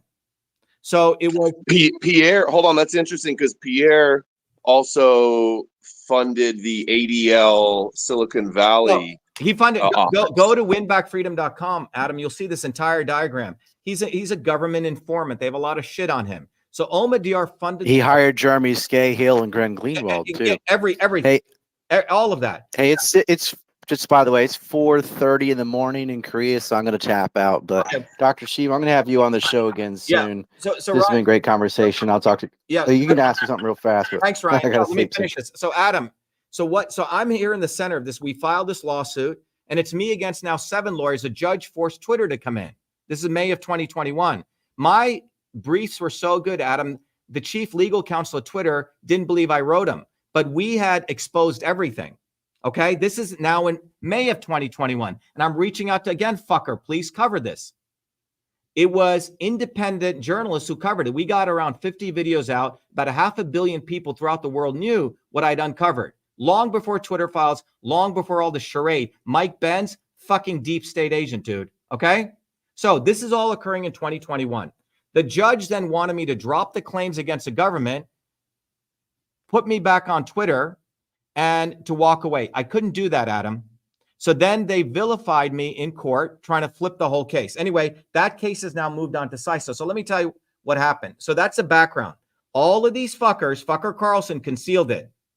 Then in December 2022, when I'm put back on Twitter, okay, I do a tweet. You can go see it. I said, Elon, as the inventor of emails, the guy who's got 4 degrees, I understand you're looking for a CEO. Why don't you make me your CEO? And if you look at that, it goes viral. It got like 20 to 30 million views. Bunch of news stations called me, and I was doing it facetiously because I knew he had no intention of putting someone who really cared for free speech. The next day, after that tweet went viral, I said, Elon, are you going to remove the backdoor portal into Twitter? I hammered him. And I did a blog post, Adam, you could see, where I said, where Elon Musk begins and government ends, nobody knows. SpaceX. He didn't, they make him look as though he learned about rockets. Bullshit. SpaceX was $6 billion funded by government. Twitter, okay? Twitter would not exist without Section 230 immunity. And this is the heart of, Adam, what really took place. You see, the Silicon Valley guys had brought in Vijay Gadde and Jack, what's his last name? Jack at Twitter, okay? And they were running it with a heavy hand. It was open fascism. So they knew they had to save Twitter, at least face of it, so they bring in Musk. And Musk's job was to act like some guy who was for free speech, absolute free speech, etc. And the reason they needed this was to save their valuation in Twitter. What people may not know is a valuation of a company is a multiple of revenue. So Twitter, let's say, has 5 billion in revenue. They get a multiple of 10, Adam, which is what? 50 billion. Now you take a company like the New York Times, which is also an online presence. If they made 5 billion in revenue, they only get a 2x multiple because they're considered a publisher, not a social media platform. So the Silicon Valley guys lobbied Congress to distinguish valuations of companies between platforms and publications. So the reason Twitter, with the same, let's say, revenue as the New York Times, gets a 10x multiple is because they're deemed a social media platform. This was done at the behest of Congress. Silicon Valley pays off Congress. Congress gave him this Section 230 immunity. So Twitter's valuation is a direct function of government largesse. Same thing with Tesla. Go look at during the pandemic, okay? That's when Musk's wealth really grew. He got a $1.5 billion carbon tax credits. He's completely with the carbon scam, okay? So everything he does is pro-censorship, pro-carbon tax, where government begins and Elon Musk ends, nobody fucking knows. Now, when I hit him really hard, Adam, my views went from 1 million views per day down to 10,000 views. And then all the fucking Trumpers who are sucking Elon's cock were like, oh, well, why are you attacking Trump? He's the best thing since sliced bread. He's for free speech. And then he brought in Yacarino, a Zionist hoodlum. So you can see this step-by-step process. So Silicon Valley needs to maintain Twitter's valuation. They bring in Musk to give this allure of free speech. But he has openly said free speech is not free reach. So the new form of censorship is we get put on Twitter, Adam, but then we're controlled. We're put into a digital cage. And this is not what the founders of the United States wanted. Free speech was always free reach. That's why they created the Postal Service, to make sure every American could communicate. So the bottom line is Musk, where Elon Musk begins and where government ends, nobody knows. And listen to this. What's that? Fucking apartheid Listen. South Africa, Seiko. Yeah. Hold on, listen. Yo, I'm voting for you. I'm voting for Dr.SHIVA. Dr.SHIVA, I'm voting for you. That's what he's doing. So why are you so excited? He needs us because he needs to watch. He needs to give the illusion that, oh, Dr.SHIVA's back on. But he fucking puts me in a goddamn digital cage. Fuck him. He's a piece of shit, Elon Musk. He grew up in South African apartheid. He has not denounced Zionism. He went to fucking Palestine and sucked off Netanyahu. Fuck him. Don't fucking bow down to these people. Don't give them credit. This is where we got to break away, Snako. I like that he abandoned. Yeah, that's what we all like, Dr. Shiva. We like real talk. Listen, folks. There's nobody that's been more real that's ever run for president. Nobody has ever said any of these things that he said, and there might not be anybody that will. I mean, that's how paradigm shattering this candidacy is. Go ahead, Dr. Shiva. Albert, we may move we're working very hard to get on the ballot in every state. In some states, we may be able to get on as a write-in. And if that happens, I expect all you guys to pass out at least 10,000 flyers in all your neighborhoods, because the establishment is in a very unstable situation because of the Zionist situation, because a broad mass of the American people started fucking getting it. And we have to make sure that we are very precise in using the word Zionism and educating as many people as possible, Albert, because we have a huge opportunity. My run for office is really an opportunity for people to say, that's what one of us looks like. That fucking motherfucker, Dr. Shiva, he's one of us. Right. Right. And you know what I can't believe? I can't believe these MAGA communists. I can't believe I just saw a space earlier today that said we pro-Palestinians are voting for Trump. Are you fucking high? Yeah, that's these fucking douchebags like Jackson Hinkle, Shuliman, all these fucking people. They're coddling Zionism. They put out pictures of dead babies all day, right?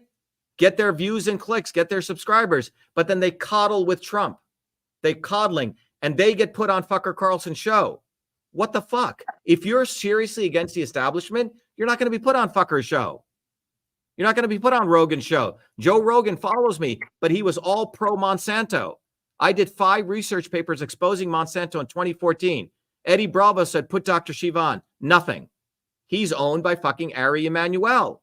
All of these people are actors, guys, and they are scrambling now. They're scrambling to act like they're anti-establishment.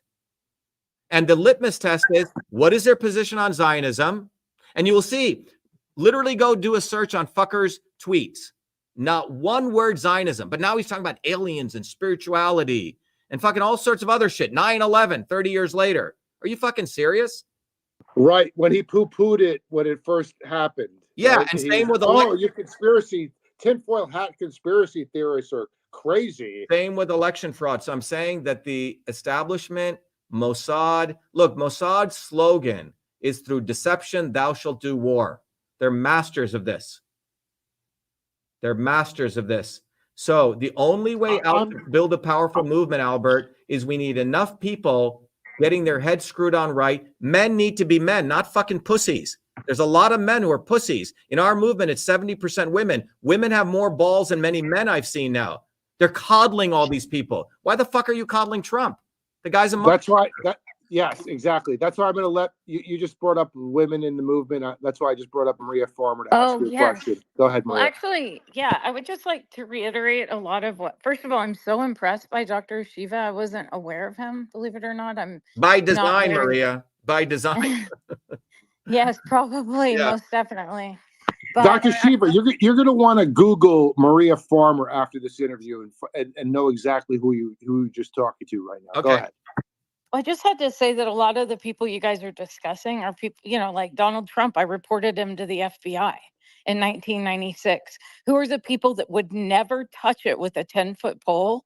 Well, they're the people that I found out were government. So those would be Alex Jones, Joe Rogan. Wow, really? Oh, absolutely. Alex Jones, Joe Rogan, and the third one you were just discussing, and I can't remember his name. Tucker Carlson? Tucker Carlson, Fucker Carlson, right? That's so funny because our family calls him that. The day he was fired, I was asked by Jesse Waters to go on Fox News about the Epstein case. The day he was fired. Yeah. Well, I was like, Maria, I knew with the election fraud stuff when we were exposing everything. If you go look at 2020, I did the first analysis of Michigan, then Arizona. On November 5th, I did an analysis of Arizona, which got like 100,000 retweets. And Mark Meadows called me here from the White House. And I said, Mark, give me the data. And we were doing it for nothing, Maria. Right. And so these guys, Eric Trump called me, and then Rona McDaniel's office.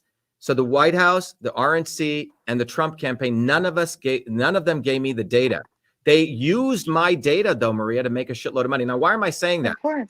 Fucker Carlson, in internal text messages, he's telling people, this election fraud is nothing. So he has actual text messages that he's saying that. Then when they realize, wait a minute, MAGA people are watching Dr. Shiva, they're getting this. Then he goes online and then he starts talking, not online, on Fox. Oh yeah, there's election fraud. Now the reason Dominion, who I don't care for, by the way, the reason they were able to win their defamation case, because in defamation law, there's something called malice. So if one public figure or public entity is suing another public entity, so for example, it's easy to attack politicians, right? Because they're public figures. But in order for me to prove and win let's say you said, Dr. Shiva kicks his dog all day, okay? And you would actually win, and I sued you for defamation. I'd have to prove not only it was false, which is defamation, but I have to prove a high standard called malice, that you actually knew I didn't kick my dogs. Like, you actually have videos of me petting my dogs and hugging. Right. And then you still did that. Well, that's what happened with fucker Carlson. Right. Dominion had all these text messages where he's saying there is no election fraud. And then he's going out making money off of it. That's why Fox had to let him go, quote unquote, let him go, right? Or the deep state, quote unquote, let him go. So, so tell me more. When you called up Trump in the 90s. No, I reported these people to the FBI, Epstein, Maxwell, Wexner. I see. Yeah, and the FBI totally ignored me. And then they came back to me 10 years later and they were like, whoops. I see. So wow. they were like, this turned into a really big thing. And so then in 2006, he then converted to having like an adult hooker island. That's what that was. It was, there was like maybe a couple of underage people in the beginning. One was Virginia. But after that, because of what the FBI had determined with him, he had to only deal with adults, I'm not saying it was right on anyone's behalf, but I'm just saying it's not kids after 2006. I see. But basically, yeah, I reported it. They were totally negligent and we're getting ready to sue the FBI. And these people that were like on that island are so competitive that they tried to sue before me, but they never reported it. It's so weird. Everyone's made all this money and written books. I've gotten none of it.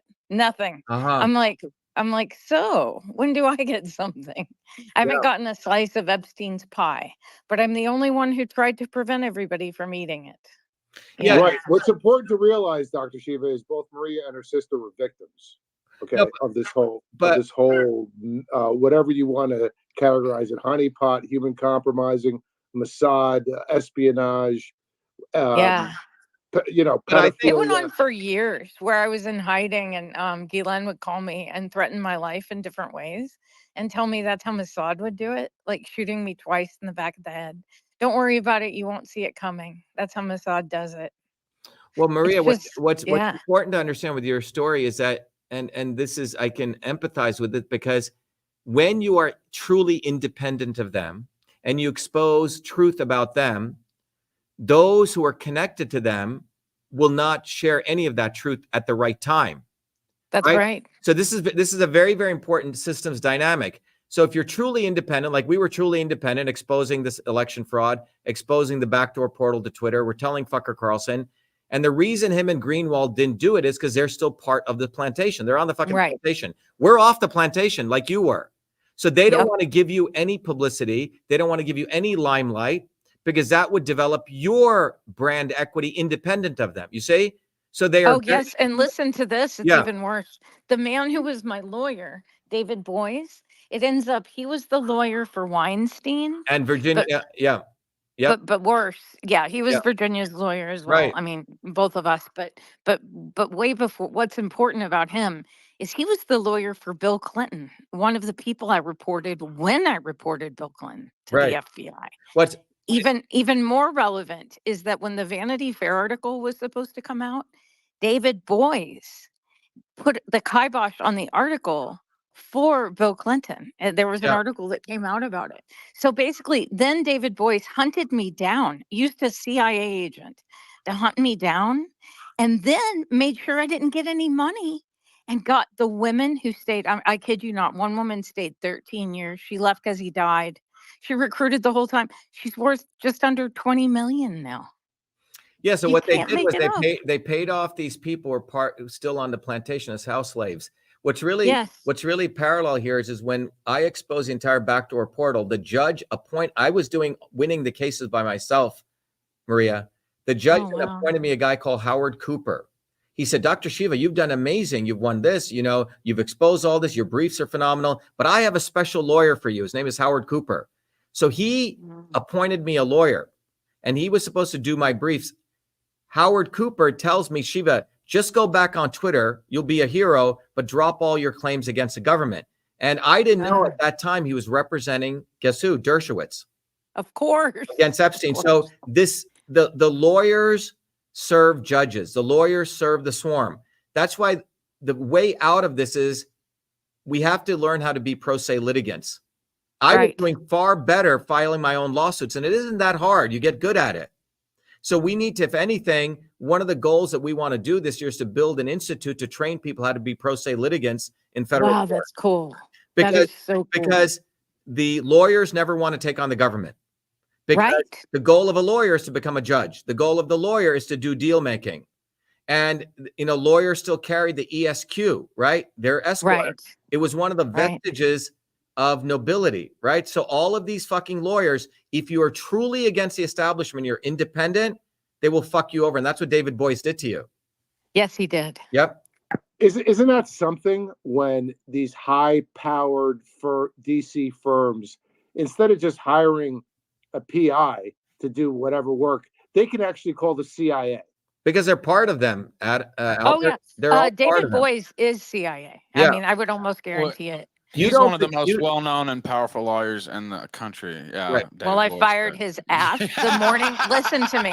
The morning after the stupid bowl, and I had to watch that disgusting Taylor Swift and all that gross stuff happening. And then I flipped a channel and I see that we're actually bombing these beautiful people. And I did not know, guys. And I was so horrified that I stayed up all night. And that morning I fired his ass so hard because for 5 years, they tried to make me a Zionist. They literally shamed me for not being a Zionist. Literally. Specifically shamed me about it. They said because I did an interview with this young lady, Whitney Webb, which wasn't even an interview. It was more like a hot mic situation where I told a whole bunch of truth.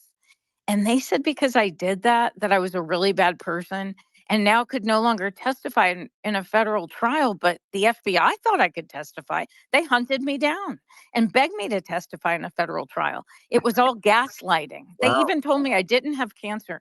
But it gets worse, Dr. Shiva. Wow. They sent in a CIA agent to sodomize us. So it was just like, we're getting ready to sue the lawyers.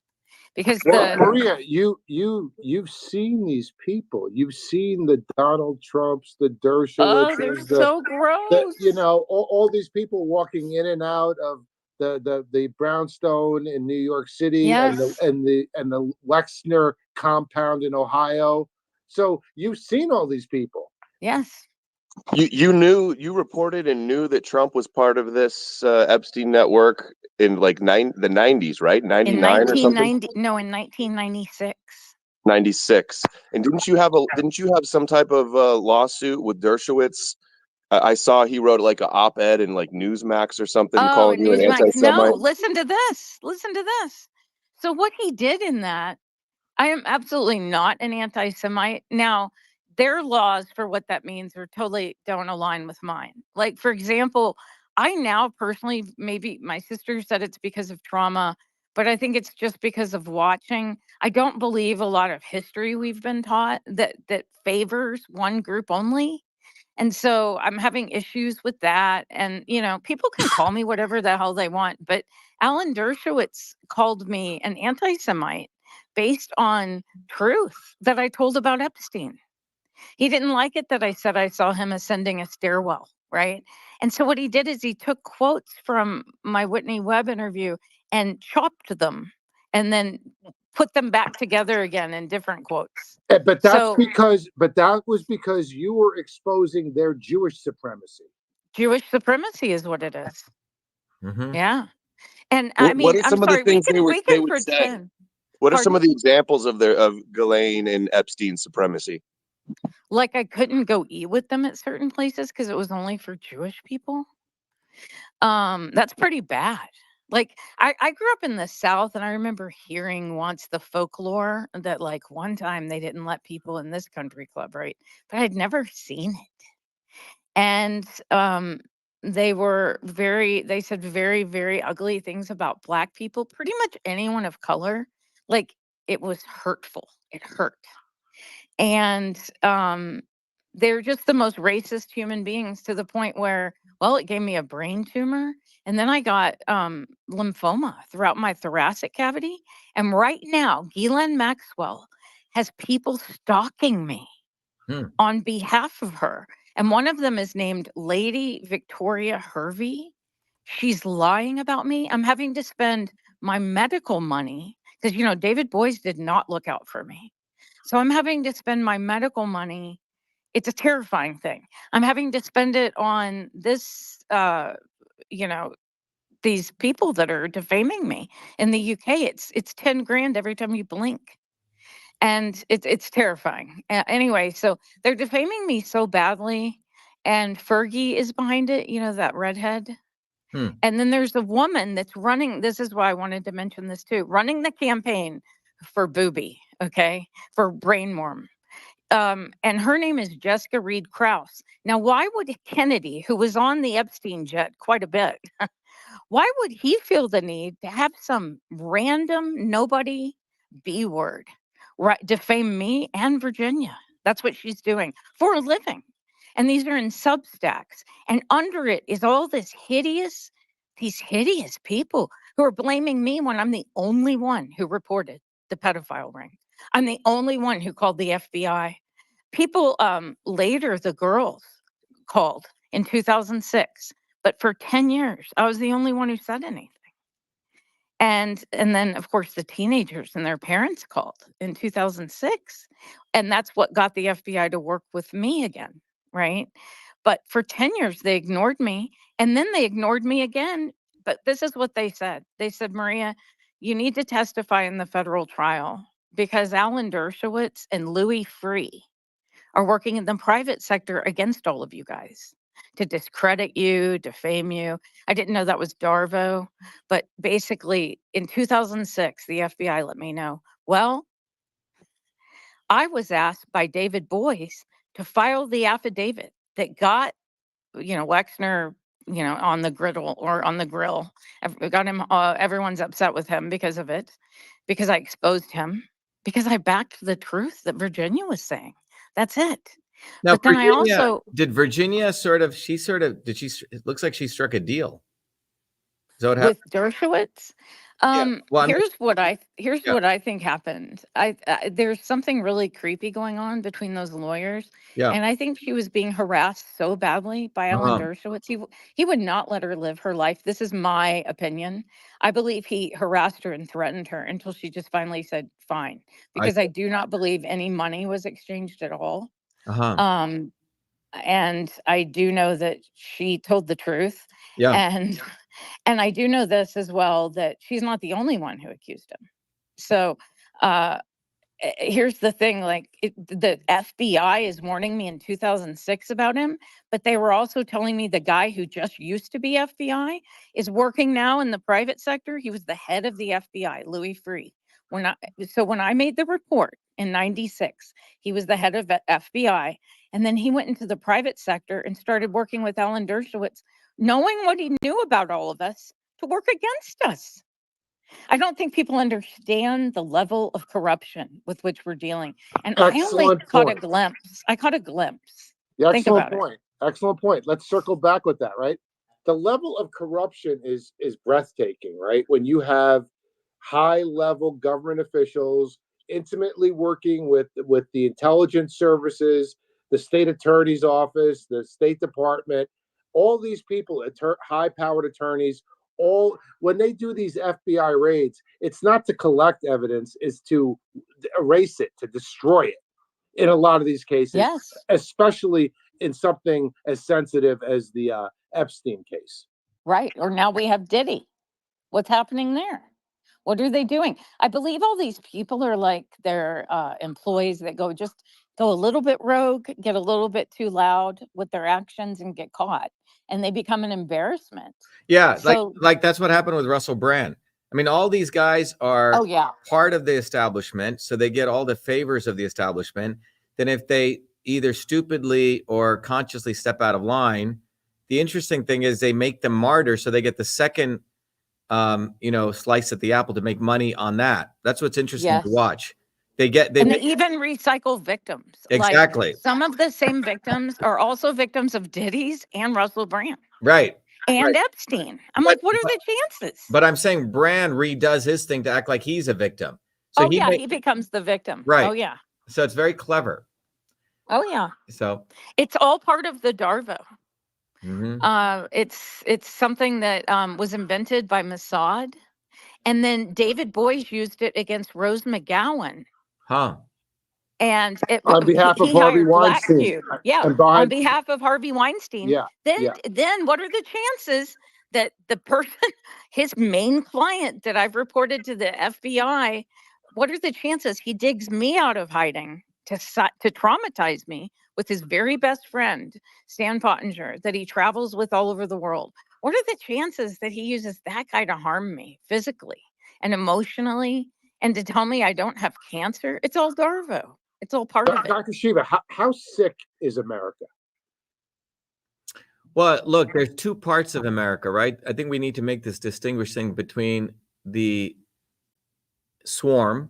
Okay, if people haven't seen Shatter the Swarm, you should go watch it. It's 15 minutes on a on a whiteboard. Everyone will understand who those who are running. It's not any one individual, but those people are very sick. The broad set of American people, I think we need to make that distinction always when we say America, the United States, India, Britain.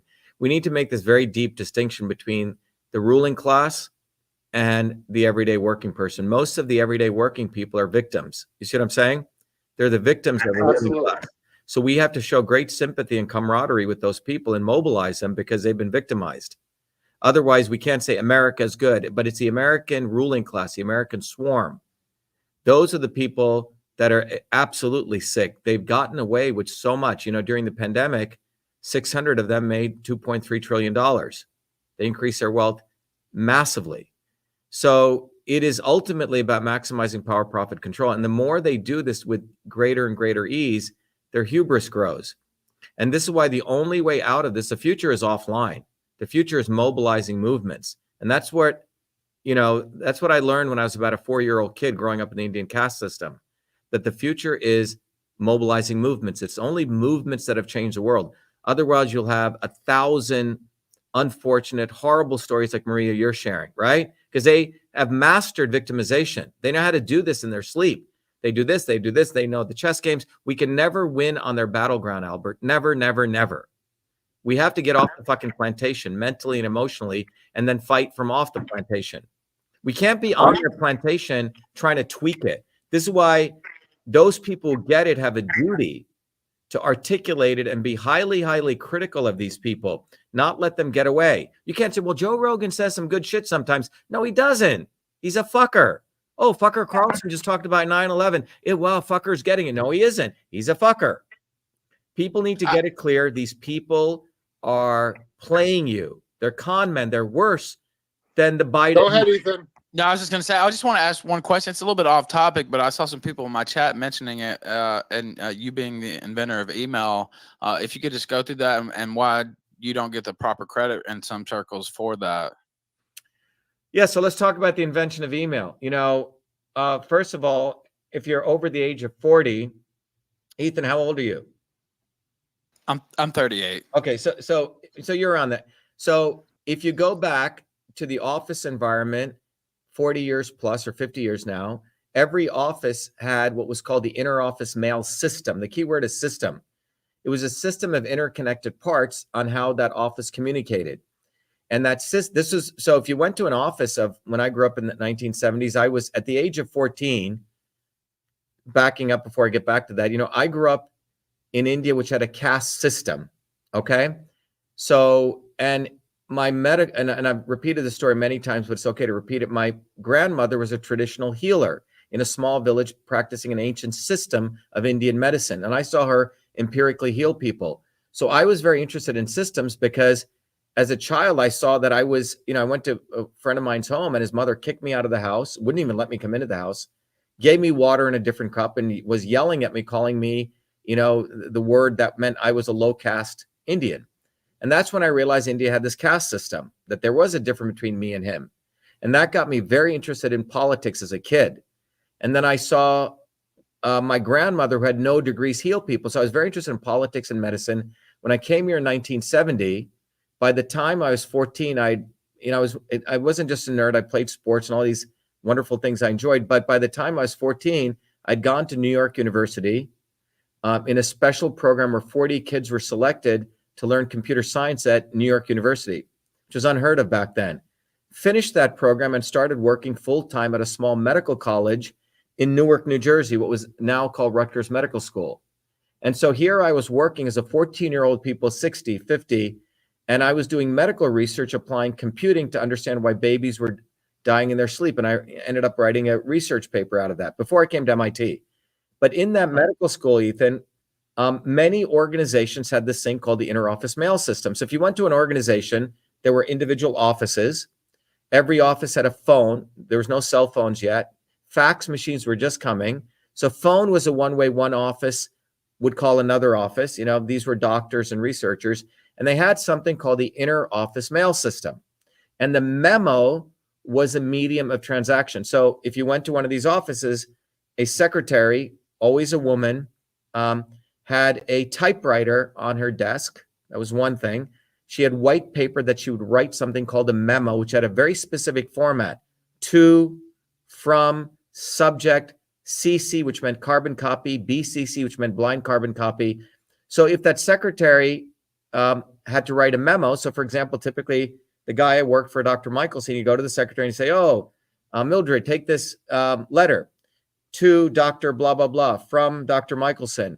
Carbon copy these 3 other doctors. A carbon copy literally meant she took that white paper, put a piece of carbon, another piece of white paper, and she'd type it. So if she had to do 6 carbon copies, she had to do 5 typings, okay? And there was a thing called an outbox. She would write the letter. First, she'd put it in the drafts folder. He would come redline it. Then it would go into the outbox. A guy would come take this letter, put it into an envelope.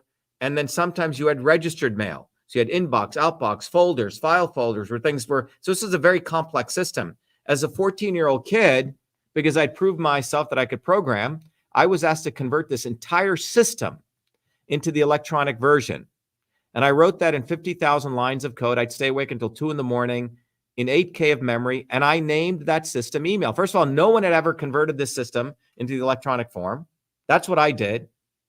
Before coming to the military industrial complex known as MIT, did this as a civilian application, named it email, won one of the Westinghouse Science Awards, which was known as a Baby Nobles in high school. And then when I came to MIT, I was elected student body president, and the president of MIT, because it was on the front page, I was one of 3 kids who had done something of note. It was listed on the front page of MIT. We have this kid who invented the email system. The president of MIT, then Paul Gray, who was a senior advisor to Ronald Reagan, I was at his house for Christmas and he said, Shiva, it's too bad the Supreme Court is not recognizing software patents. You should copyright it pursuant to the Copyright Act of 1980. So I did that. So I have the copyright. And so I had to write it. I didn't have Bill Gates's parents who were lawyers. I wrote it. There was no download. You had to get the paperwork. You had to submit all your code, which became public to the Library of Congress. Now you have to remember, when I was creating email in Newark, New Jersey, HP, Hewlett-Packard went in and out of our office. I never thought about confidentiality, non-disclosure agreements. I was an excited kid, but I wrote the code, named it email, and fucking have the copyright, recognizing me as the inventor of email. The problem is as a quote unquote an Indian, you're brought up to be a humble Indian. I never talked about it, right? I went in and out of MIT, did 4 degrees, started many companies. And in 2011, when my mom was dying of a horrible disease called pulmonary fibrosis, she presented me with all this stuff from 33 years before, Ethan. So that was 2011. The editor of Time magazine came. He was the only one who reviewed the material, and he wrote an article called "The Man Who Invented Email." And you can see it. No controversy. And then in February 16th of 2012, it goes 3 months after my mom's death. It goes into the Smithsonian. And it creates what should have been an occasion for celebration. The front page article on the post was Shiva Ayyadurai honored as the inventor of email. However, here was a problem. The liberal academic elites, the racist liberal academic elites who had written a narrative that Raytheon had created the email system, okay? When they didn't. They created simple text messaging, a caveman version of Reddit at best. So this shook the entire innovation environment. I was teaching a class at MIT. Thousands of calls come in asking for my firing.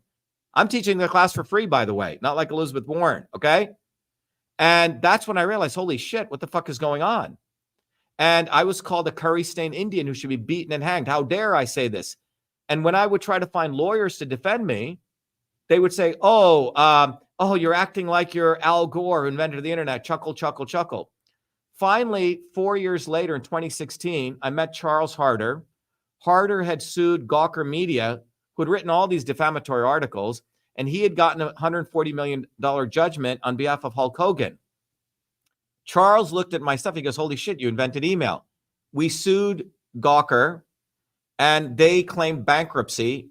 The karma was I get appointed the chairman of the bankruptcy committee. We sell Gawker to Univision, and they're forced to remove all those 3 articles. I get $1 million settlement, Ethan. Probably got paid. I was about to say you probably got paid then if you're part of that. I did, but none of the news wanted to report this, you see, because Wikipedia. So what's interesting is the white working class, the so-called racist working class, which they're not, understood this. They said, of course, Dr. Shiva invented email. You know who doesn't want to believe this? The fucking white liberal elites. Why? Because the invention of email didn't occur at MIT. It occurred before I came to MIT in fucking Newark, New Jersey, where nothing's supposed to come out of. And more importantly, I was developing a civilian application. The bullshit that they've done is to brainwash people that all great innovations come from the military. Tang and you know, Velcro, which by the way didn't.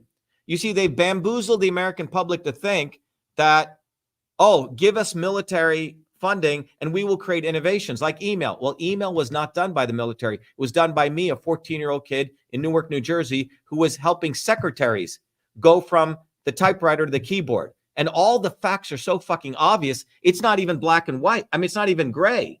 This is why Wikipedia, that my article, my page was blocked for 2 years. I couldn't even change it. It's one of, in my case, by the way, Philo Farnsworth was a 14-year-old boy who invented TV. Very similar story. You see, young people, and this is why, Maria, our stories are similar in the extent that the establishment has created a narrative that if you're part of the plantation, then you get anointed, okay? So when I was at MIT, Ethan, I was on the front page for inventing another technology called EchoMail, which I grew to around a $250 million company. I won a Fulbright. All that was cool. I was a brown model minority. But when this shit went into the Smithsonian, I'm saying, whoa, whoa, whoa, whoa. I created email before I came to MIT. This bothers even MIT. Because what you're doing is you're telling the truth that you don't need to fucking go to MIT to be anointed. You say great innovations come from ordinary people outside of the military industrial complex.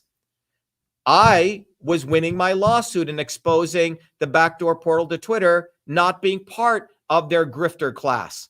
Glenn Greenwald, Mike Benz. Maria was exposing, fucking Epstein, independent of David Boyce or all these people. So they do not want people from the edges ever getting any limelight because it exposes the fact that the establishment actually does very little to advance human life, that they only tell the truth when it's convenient for them. So the invention of email is so fucking black and white. If I were a white Jewish Zionist dude with blue eyes and blonde hair, I'd be on every fucking stamp. The issue is, this is a reality. The reality is Philo Farnsworth didn't have to deal with the race issue. It took them 60 years to grant Philo the fact that he invented TV. He was a farm boy on a farm in Idaho. Very similar story to mine. He didn't have the skin color issue. I had to deal with the racism issue and the fact that email was created before I came to MIT. The advantage that I have is I'm still alive and I'm not a good Indian. You see, I'm not a Vivek fucking Zionist snake, okay? He's fucking kiss ass everywhere, and he's a fucking incompetent douchebag. I actually fight, right? They don't like me because I'm not a good Indian. I'm not a guy who sits like this and say, yes, very good. Okay, very good. You can fuck me and do whatever the fuck you want. I'm not a fucking Gandhi, you say? So that's why we love you, Dr. Shiva. Problem, folks, listen. I mean, I don't know about you, but I mean, I've heard it way past enough to get on board with the Shiva campaign. And look, he needs the support if we're going to do anything, right? I mean, how many people have you heard this from? The guy is totally unique. Maverick doesn't begin to describe it. Okay, so what do you need from us? This is what people should do. Number one, you notice I haven't asked for fucking $1. I find it so disgusting that Laura fucking Trump, who's fucking been Botoxed up the wazoo, and God knows how many millions she spent on fucking plastic surgery, and Trump and all these people ask you fucking for $1. The average American has $400 on a rainy day, and these fuckers are getting them to sign checks. I've not asked one fucking penny. What I do want you to do is to go to Shiva for President and volunteer. Volunteer, volunteer, volunteer. Help us get on the ballot. Number two, if you go to Shiva for President, there is a downloads. There's a flyer. We've open sourced all of our stuff. Download that flyer, and it tells you what the problem is. Hand it out to 10,000 people. That's what everyone can do. And get a bumper sticker. One bumper sticker which says Dr. Shiva for President. You put it on the back rear view window. 100,000 people will see it per day. We need to go back on the ground, Albert. We need to build a bottoms-up movement. And you know what? You have someone like me, so you don't have a fucking excuse to say, well, I don't know what to do. You know, Indians say what to do, what to do. Well, fucking do it. Go fucking Shiva for President. Get a bumper sticker. Volunteer, volunteer, volunteer. Because we're going to mobilize people bottoms up to do what American people have always done. Bottoms-up movements. That's what we need. Well, look. Dr. Shiva has already given us double the time he was set for. So I'm going to let the panel. Sure. Any last? Yeah, I was just going to ask. My last thing here was just: do you have any ballot access as of now? And in Idaho and in Utah, okay, we've gotten all the signatures. What is interesting is they're delaying giving us the official notice. We got more signatures than we needed. So they're going to fuck with us, but we're going to be ready to fight, okay? That's why if they fuck with us, we may move the campaign to a write-in, okay? And in that case, everyone listening should be ready to put out, 10,000 flyers. Because you know what's good about a write-in? Every signature gets kicked out and it's hand-counted paper ballots. Adam Green. It looks to me like Trump is going to be in next year. What do you think about that, Dr. Shiva? And what will another 4 years of Trump look like? What's your predictions on that? Yeah. So Adam, I titled this on my stream, America 2024 equals Germany 1934. And it's a good way to end this, Adam, is if the establishment is going to find whoever will be their biggest Zionist cocksucker to put into office. That's who they're doing. And whoever will confuse Americans that they're serving, the white working class. You say that's the goal. So if Trump pulls that off, he'll be in. And to your point, that trajectory seems like they've set up the WWE theater. Oh my God, poor Trump, poor Trump. It's literally WWE theater. Okay. If that happens, mark my words, we're headed to absolute fascism, meaning fascism where the white working class of this country is going to equate anti-Zionism with anti-Semitism, Adam. And if you look at that bill in Congress, it basically says that once that's done, the DOE, the Department of Education, will be weaponized. So if any one of us here, let's say, Adam, they invite you to a high school to give a talk, right? Oh, Albert, you or anyone here, they'll say, oh, this guy's anti-Semitic. and they will threaten those institutions with their funding being cut. So that's how they're going to weaponize this, Adam. I mean, Trump has made it very clear, and go look at James Borfin's work, who put Trump in power in 2016. The Russia hoax was a hoax within a hoax. It was Netanyahu and Roger Stone through those connections they had.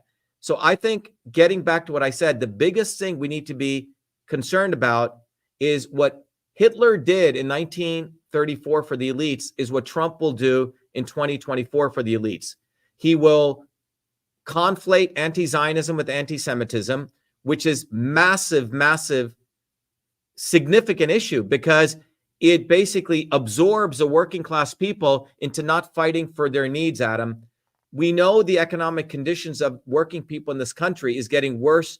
The inflation, the wages, the wealth gap is going to keep increasing. And if you look at that curve, Adam, that I have on my website at Shiva for President, the life expectancy, if you have a child today, your child is going to live shorter than you by design.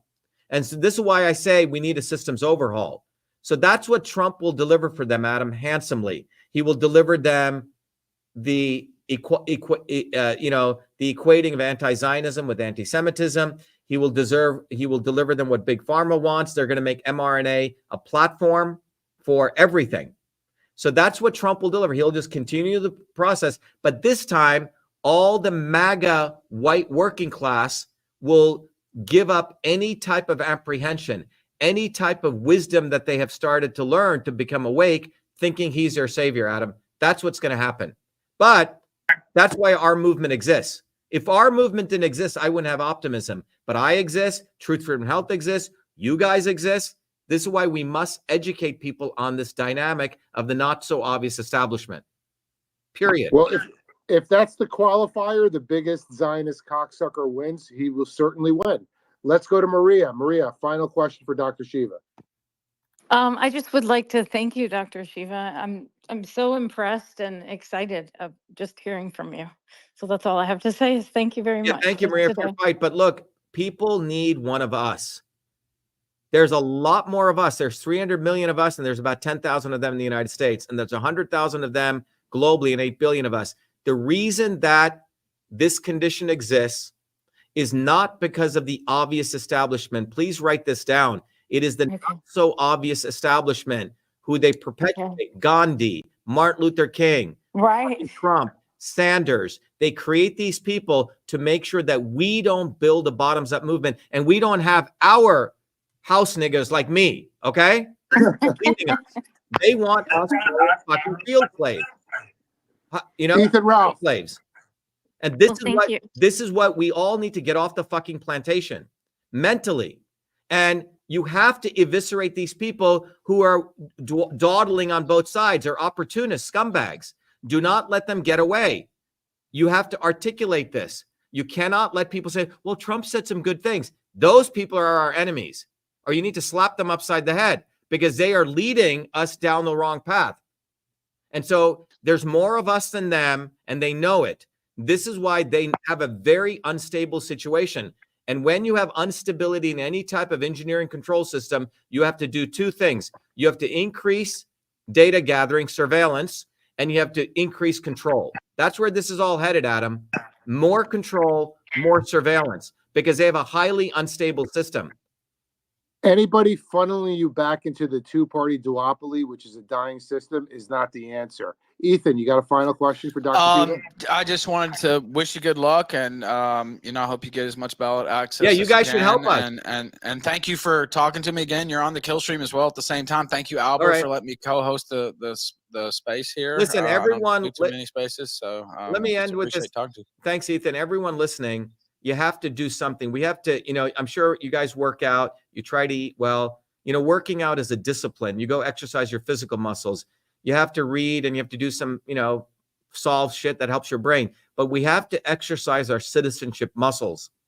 And I'm telling you, one way to do it is go help us collect signatures. Go help us hand out that flyer. And you have to do stuff offline. The future is fucking offline.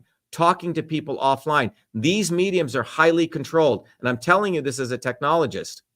The future is offline. The future is offline. The future is offline. So get involved. You'll learn a lot. You'll meet some really, really amazing people. All right, everyone. Thank you. It was great Oh. participating in this. Thanks, Albert. You did a great job here. And Ethan and Adam, thank you for the opportunity. Let me end it by saying, if not Shiva, who? If not now, when? Thank you, Dr. Yeah, Shiva. you have nothing to lose but your chains. You know, anti-Zionists unite. That's it. All right, That's it. We're with Thank you, you, Dr. man. Shiva. 100%. Okay, We're be well, with guys. you. Thank you very much. 100%. Be well. All right, everyone. That was my discussion with Albert Bichet. Get involved. Go get one of these bumper stickers. Go to Shiva for President. Get it. Put it on your car. Do it, do it, do it. If you want to donate, great. But when you donate to me, I give you books, I give you knowledge, I give you education. Go to truthfreedomhealth.com. It's another way you can contribute, not to me, but to yourself. Contribute to yourself. Learn the dynamics of these systems, how we can win. Truthfreedomhealth.com. Become a warrior scholar, right? So one is go get that bumper sticker, but for your own sake, become a warrior scholar. You'll learn this knowledge. We have to educate enough people who raise their consciousness. So get involved, get involved, get involved. The time is for action. Go to Shiva for President, volunteer, volunteer, volunteer, and we'll immediately contact you. We don't wait around. We have people who'll call you back within 24 hours to onboard you to help us. All right, everyone, I'm going to end with my Shiva for President video, but get involved. Who would have ever thought I'd be running for president of the United States of America? I was born a low caste untouchable in India's caste system, a system of aristocracy, oppression, and racism. My name is Dr. Shiva Ayyadurai. I'm an MIT PhD, a Fulbright scholar, a scientist, engineer, entrepreneur, and inventor. My family and I left India to come to America on my 7th birthday. I grew up in the working class neighborhoods of New Jersey, playing baseball, mowing lawns, painting houses, and coding software. My friends and neighbors are blacks, Italians, Irish, people of all races. As a 14-year-old, I wrote 50,000 lines of software code to create the world's first email system and was awarded the first U.S. copyright for email, recognizing me as its official inventor at a time when copyright was the only way to protect software inventions. I did that long before I ever came to MIT, revealing that big innovations can occur anytime, any place, by anybody. Growing up, I saw politicians dividing us by race and religion in both America and India, to have us fighting each other while they remained safe in their gated communities and in their playgrounds of Hollywood, Martha's Vineyard, and Silicon Valley. I'm a fighter. I fought racism and exposed their imperialist wars, fought for workers, and put my life on the line against global corruption. I never wanted to run for political office. All that changed when I saw working Americans as never before being duped by the establishment and the not-so-obvious establishment. Across left and right, we were being sold out and made to forget why we came to America and why America existed. Lawyers, academics, billionaires, celebrities, and politicians, elites, Clintons, Kennedys, Bidens, Obamas, Bushes, black and white have hijacked America. They printed trillions for their friends. They delivered crumbling infrastructure, corruption, and racism.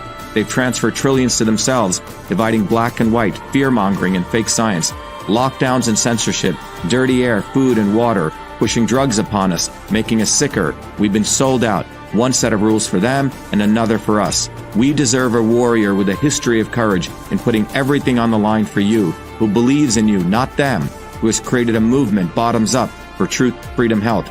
I've exposed their lies at the right time, never waiting until it was popular. I've exposed their false gods who exist to lead you back to them. I've exposed their fake science of lockdowns and masking and provided you solutions to fight them and win and protect your immune system, saving millions. I exposed Fauci, galvanized the Fire Fauci campaign when others remained silent.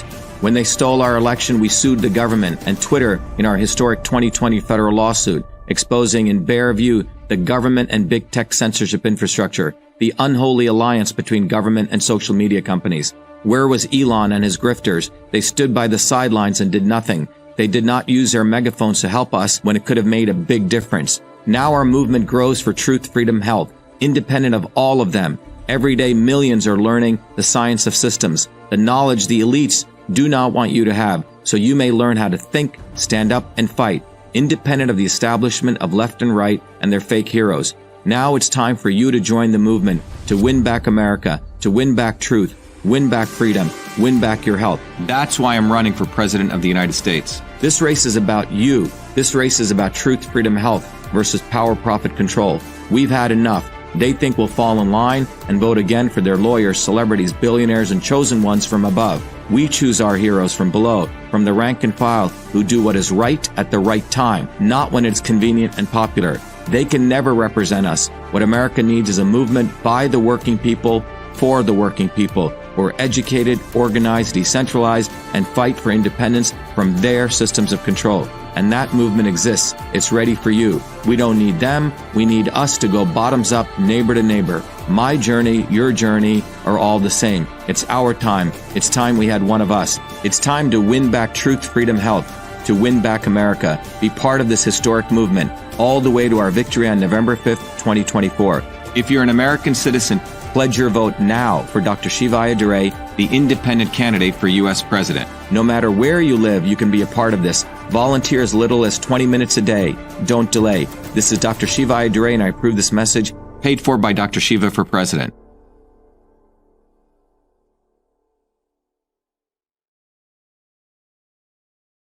All right, guys, do your historic duty, get involved, educate yourselves. Go get the training at truthfreedomhealth.com, become a warrior scholar, go get a bumper sticker, help us volunteer. We made it very, very easy for you to give well-defined action steps to do that, and do it now, and best to you and your families, but get involved. This is a very historic point in history that we're in, and it involves all of you getting off your butts and supporting yourselves. And as a part of that, we support each other. Thank you. Be well. We need to build a bottoms-up movement. Go to shivaforpresident.com and volunteer.